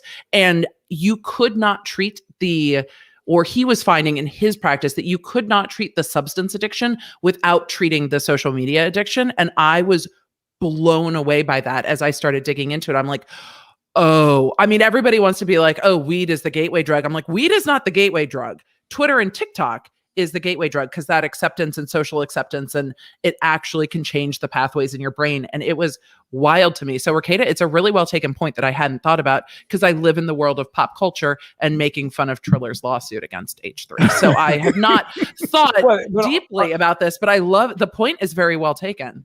I don't know how old your kids are, but when you see them on social media, you see them on TikTok. TikTok, by its very format, is designed for addiction. It's short, quick bursts, immediate uploads, immediate sensory reaction, immediate dopamine rush, more so than being a troll on Twitter. And you could see its effects. And I'm not the best person to judge, because I probably have what is arguably described as an addictive personality in general. But you can constant refresh, constant affirmation, and then constant triggering that dopamine. My kids are 9 and 13, and my 13-year-old is a counterculture rebel. He thinks kids in junior high school are largely sheep. He listens to 80s punk music. He is a product of Question Everything. And he thinks that TikTok is how the lemmings are being controlled to conform to society. So he is not on social media at all. My 13-year-old is a challenge for all of his teachers, and we love him for it. But we let him play Call of Duty. So it's not that I'm bragging about being a parent whose kid is not on social media. We do let him play Call of Duty. We pick and choose our battles. but I do understand about the addictive aspect to it, but there are so many things that are addictive that they throw people out of and that you can't use ever again. And I'll go back to the black book and game. But you could gamble online if you got. Nate is getting censored by Google every time. He is. Yes, he is. It's the third time he's been frozen. It is. You keep freezing. But Nate, because my internet's out, so you could go and gamble Wi-Fi. on. You could go gamble on like all of these little like phone games have gambling aspects of them. Okay. You could buy David Dobrik's puzzle, put it together, scan the QR code, and gamble with if you're going to win a prize. Like there are other ways to hit that gambling addiction than going to the casino. There are many other ways to gamble online. Well, I agree, but there like the limitation for gambling generally is you got to be 21. You have to have this, and they can kick you out and can stop you from gambling like the next day. Hey, we don't like you. You can't come back here. That's it. We've cut you off. So I do understand these things because everything is made. Coke used to have cocaine in it, right? Because they wanted to be as addictive as possible. It was good. And a lot of the foods and stuff we eat, the reason why Pepsi added more sugar to their formula was there you go. The government is out to get Nate. It's why they created double stuffed Oreos, because they realized they were double the addiction. Super addictive. No, the Oreos, the double stuff were nasty. That was just how dare you? No, how dare you? Go back to Canada. Sacrilege. Oh my goodness. No, double the stuff mega are stuff. Kind of mega Oreos. Stuff are gross. Mega stuffed are gross. But if you take two double stuffed and put them together, they're amazing. They got it wrong somewhere in the mega stuff formula because they're nasty. Yeah. But the double stuffed are flawless. Rekieta, we see eye to eye on this.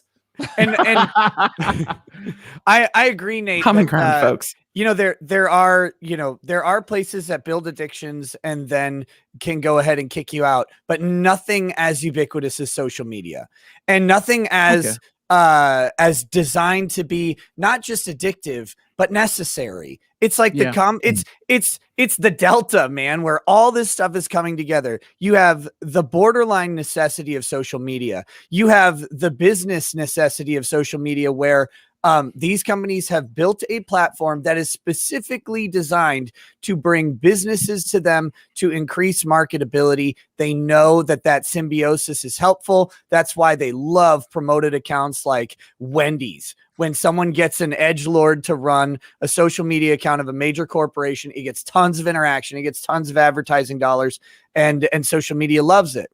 And so they've got that, and then they've got the addictive aspects that are built into the interface for it. And those addictive aspects are not nefarious, right? It's the idea that they want you to come back to their product. And like you said, basically every industry is trying to find that sort of formula. How do we get people? I'm trying to find that formula. Me too. We all try, right? Get addicted to watching my content. Come on back. When people are like, "Oh my God, I've lost 3 hours to watching your content," I'm like, "Well, thank you. Those were 3 hours, hopefully well spent." But yeah, we're all trying to find that, and not necessarily for a nefarious purpose. Right. But that's why Amaranth only streams from a hot tub now. That's it. She's only in a hot tub. She figured it out. 12,000 live viewers every time she rides around on Pickle Rick and writes names on her body. I'm doing that. I'm doing it soon. You're doing a tub stream. Yeah, Isn't Valkyrie doing a hot tub stream for her birthday? I don't know. I'm going to do one for her birthday too. Do a tub stream. I can't believe that this is Sharpie.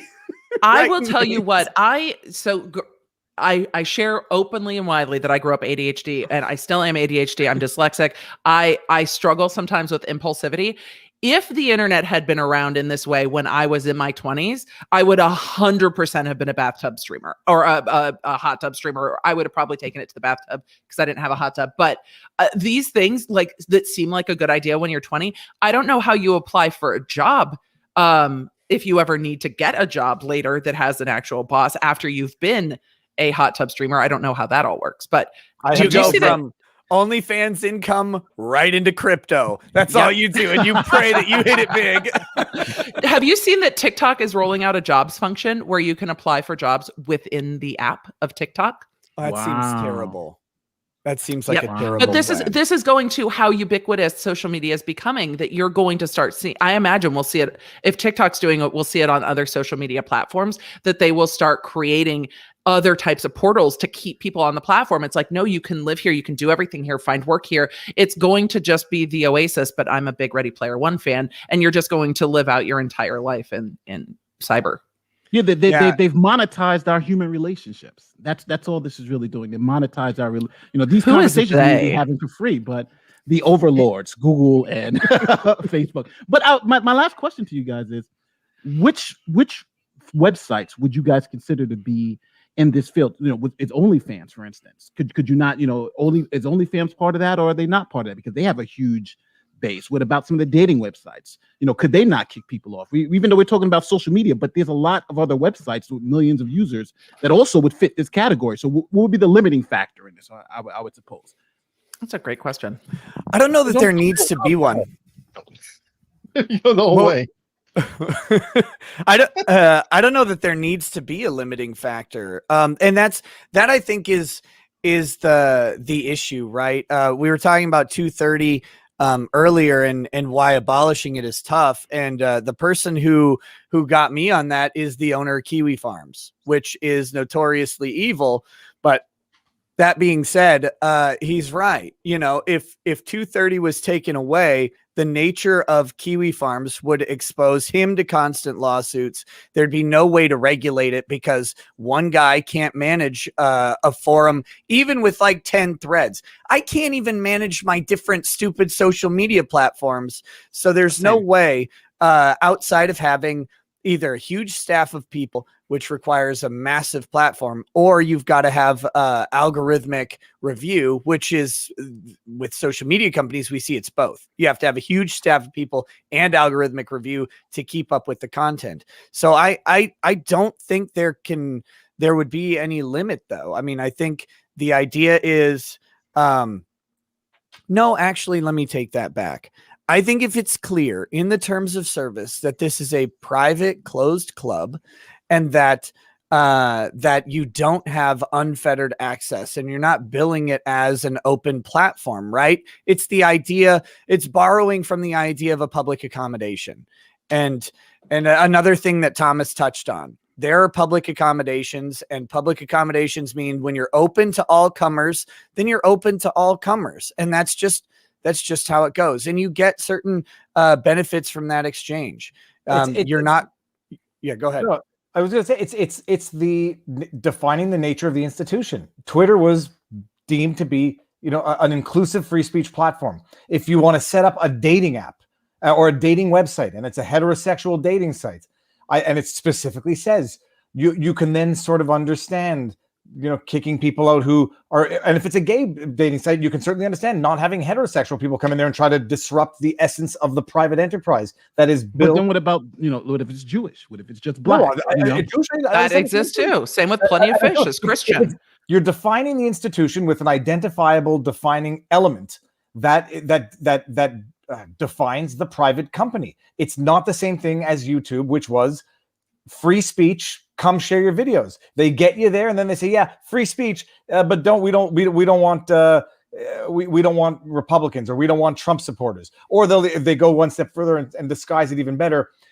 We don't want certain subjects that just happen to be the subjects that certain political ideologies are talking about. So it is just a question of defining the institution, defining the private organization, so that people who come to it don't feel cheated and are not, in fact, cheated and screwed after. That organization has profited from their goodwill, from the traffic they brought them and the advertising dollars they brought them. It's, demonetizing Crowder after he's brought millions of people and millions of views and redirected them to millions of other channels is unjust enrichment as far as I'm concerned. And it is violating the defining element of that private enterprise as it was set up to the public. And I think YouTube was originally a dating app. Oh, wow. It really was. Oh, I thought that was a troll joke. The very first inception of YouTube is a dating app. Wow. And they weren't having much luck with it, and they just started to let other videos in. Well, the first YouTube video was that guy with videoing an elephant, though. That's right. A certain type of dating app, but I don't know. I was just talking about this with my kids today. Does everyone remember wait a minute, Nick the Nose, an elephant, and dating? Well, I don't know, maybe. who remembers one of the first viral videos of that monkey scratching his butt and then he sniffs his finger and he falls out of the tree?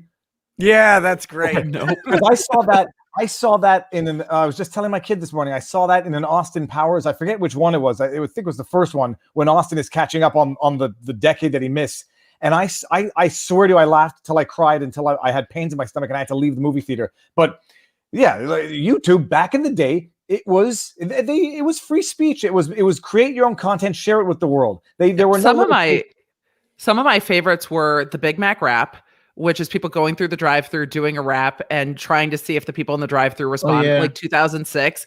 I loved the auto-tuning the news phase of YouTube that brought us like Bedroom Intruder and like hide your kids, hide your wife. I loved that phase. And I loved the Honey Badger don't give a shit. I loved that phase of YouTube of just like random viral content that just wasn't curated, wasn't clean video, wasn't great sound. It was just down and dirty kind of funny content. And YouTube has definitely become much more big business than that.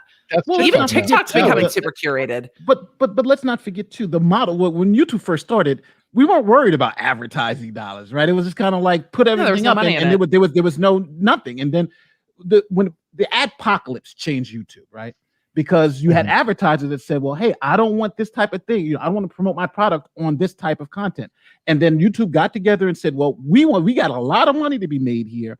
And if advertisers don't want to put their stuff on conservative content, then we're going to demonetize it. And so I think that, what we're really talking about now is, I think our beef is more with the advertisers, because the advertisers are telling YouTube what and what not to put. That's why Tucker Carlson has the highest, his show is the highest viewed, but he makes very little advertising dollars because the advertisers don't go. Now, they're able to do it. Fox is able to get over it, but I don't think YouTube's business model is going to allow them. So, it's a little bit, I think it's a little bit more nuanced here when it comes to how they make money versus what they want to present, because the advertisers are the ones that tell them, we don't want that monetized. It's not, I think it's less YouTube, but more the advertisers.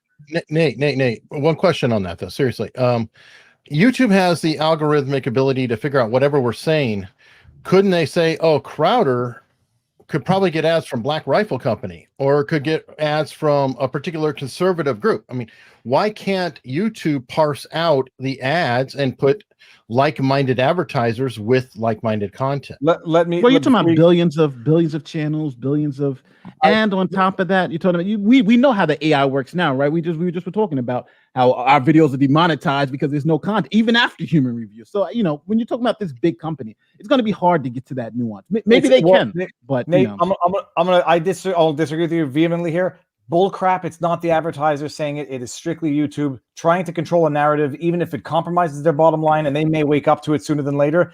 Advertising is about eyes on a product. No, the advertisers who are going to get people interested in their product do not care if they're on Steven Crowder or on Legal Eagle. They just want engaged viewers. And so I don't believe for a second it's the actual advertisers, save and except for what the adpocalypse actually was, a Coke ad running on a death video. There I can understand.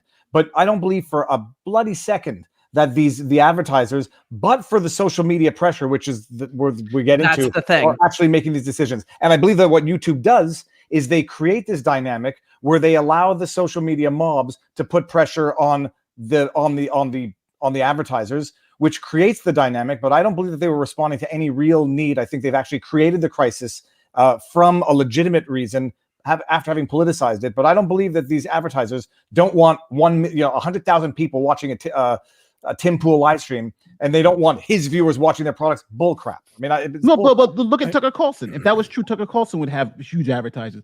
And don't forget what happened with Facebook, right? I'm not sure I agree with you on that. What I'm saying is that there are people who get monster views, right? Look at what's his name. He was getting millions of views too. What's the guy from InfoWars? He's getting millions of people watching his product, but advertisers weren't advertising it because I think there is a little give and take. But at the end of the day, this comes down to the bottom line. And if advertisers say we don't want to put our money behind that type of product, that's what all this is about. And I think in the heyday of YouTube, we didn't have to worry about that. But now that's who we're trying to get to. We're trying to get to those big advertising dollars. I agree with Viva. They wouldn't care where the eyes were if there wasn't going to be fallout elsewhere for, oh, this ad showed up on this type of content. This type of content necessarily means you believe that or are this. Therefore, this company supports that and they must be canceled. I think they wouldn't care if it weren't for the if there wasn't potential fallout, they wouldn't care. Coca-Cola Agreed. cared about the Logan Paul video because the Logan Paul video was atrocious, but they wouldn't have cared about Logan Paul's atrocious content before that.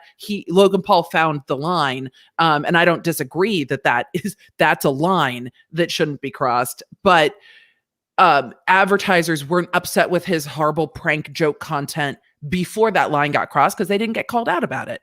It's like the principle of parenting, where oftentimes like the parent, by asking the question to the kid, plants the idea in the kid's head and then creates the emotion. When YouTube went from adpocalypse, say, yeah, sure, we won't put your videos on execution videos, your ads on execution videos, but do you want them on Trump? Do you want them on this? And you plant the idea, you create the crisis as opposed to respond to it, because a death video, everyone can understand. A video of someone committing a crime, I think we can understand more. The fact that they've turned it into the political question, they created that beast by asking the question and by creating the impression in the first place, and now it's just gotten totally out of control.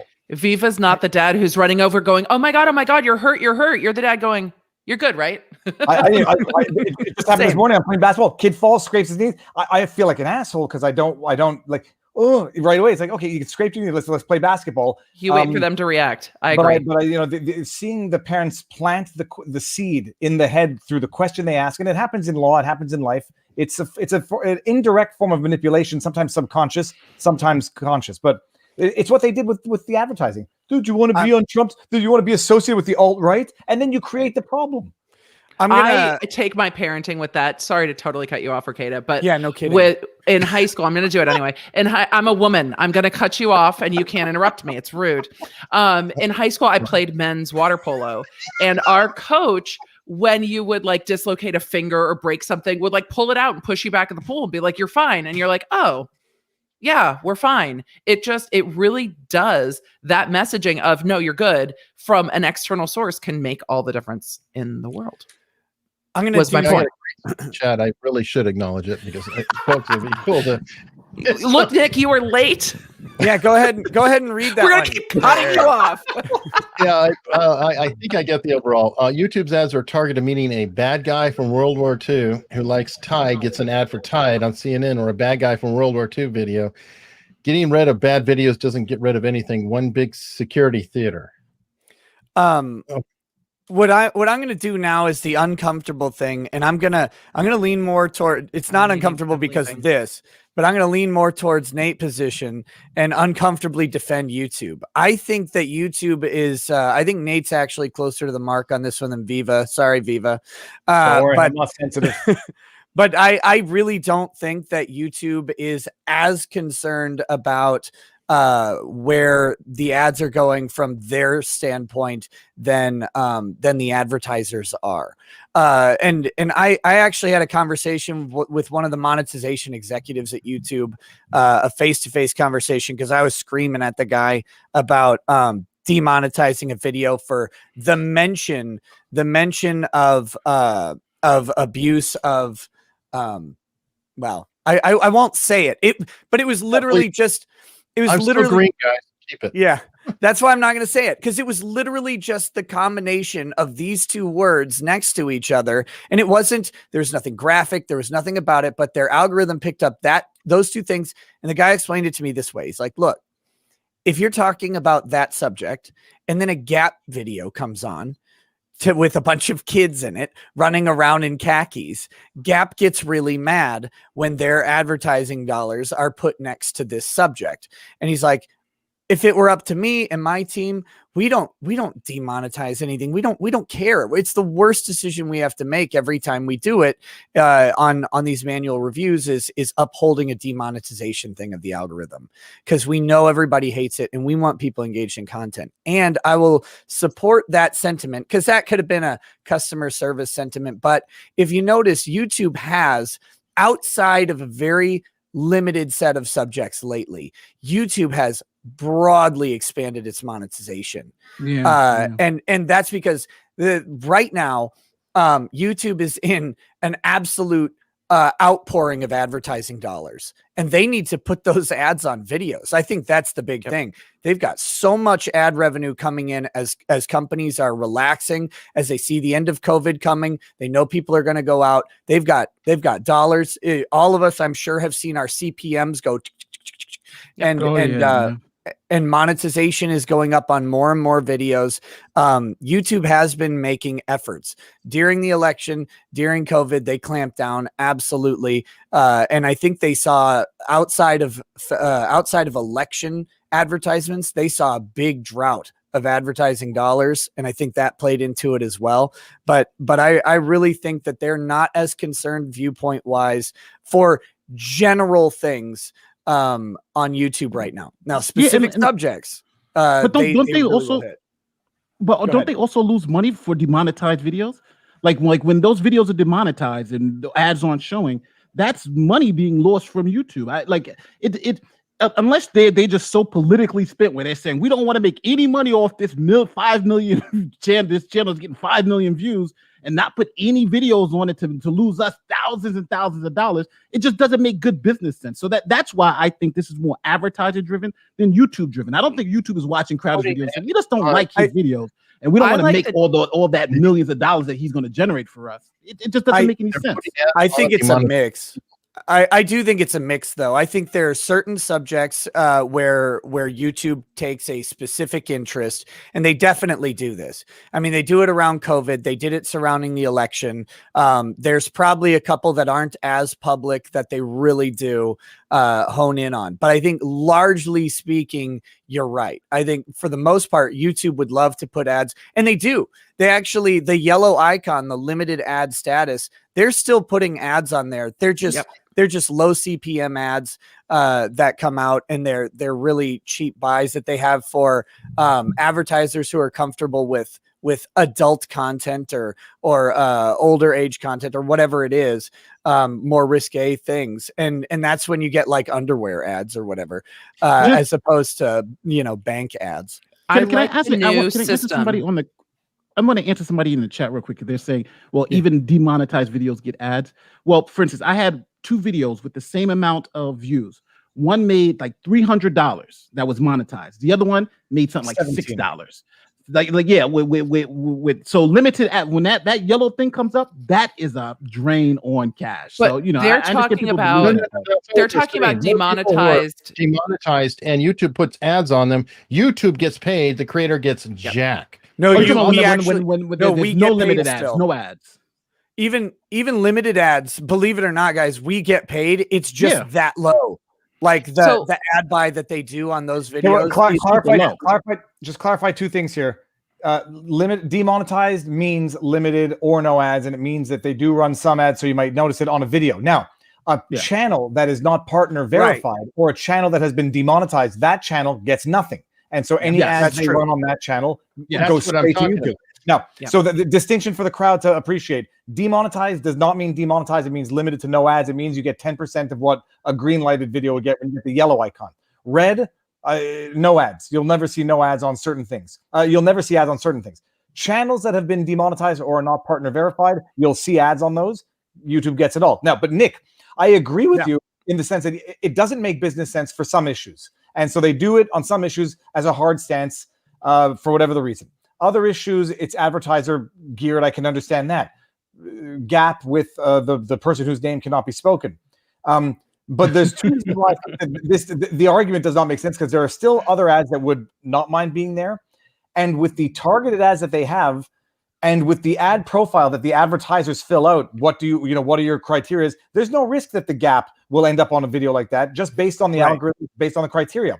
When they do on flat subjects, election issues, illness issues, treatment issues, they are making a decision that is costing them money, and they're doing it for political purposes. There's no question about it. And it's one of the reasons why I think they have to go make up for it elsewhere by imposing rules that arguably screw the creators so that they can try to recoup some of their losses through political decisions. But when they go on those big issues, it is money loss issues that YouTube itself is deciding, not advertisers, and they're doing it for political or narrative control reasons. I think we agree on the extremes, just arguably the stuff in the middle we don't agree on. But Well, listen, I gotta go, guys, because I gotta go pick up my kid. Listen, I love all you guys. Thank you. This was a fantastic conversation. I want to stay forever, to be honest with you. 2 o'clock. I will see you guys later. Yes, 2 o'clock. I gotta go. I got 2 minutes. No, it's only one. We've all got to wrap it up. Everybody, hey, if you want to see us again, please consider subscribing. Go follow everybody, all the other channels. Thank you very much. Maybe next time Nick will show up on time. I don't know. Let Viva wrap his thought. Viva, let Viva wrap his thought. Yeah, This is not an ad for GoPro. This is not a sponsorship, and I don't want anyone thinking that this is disguised sponsorship. I just have this shirt at home, so I'm neurotic. That's all I have to say. Viva, you need to be wearing merch every stream. I know, but we haven't done the wash in a long time. That's why I don't know. Eric is advertising Skynet, by the way. Advertising. See, look at this Skynet. We got facts. Yeah, I've been wearing the same underwear for 3 days. That's way more information than I needed, but I appreciate it. Who wears underwear? That's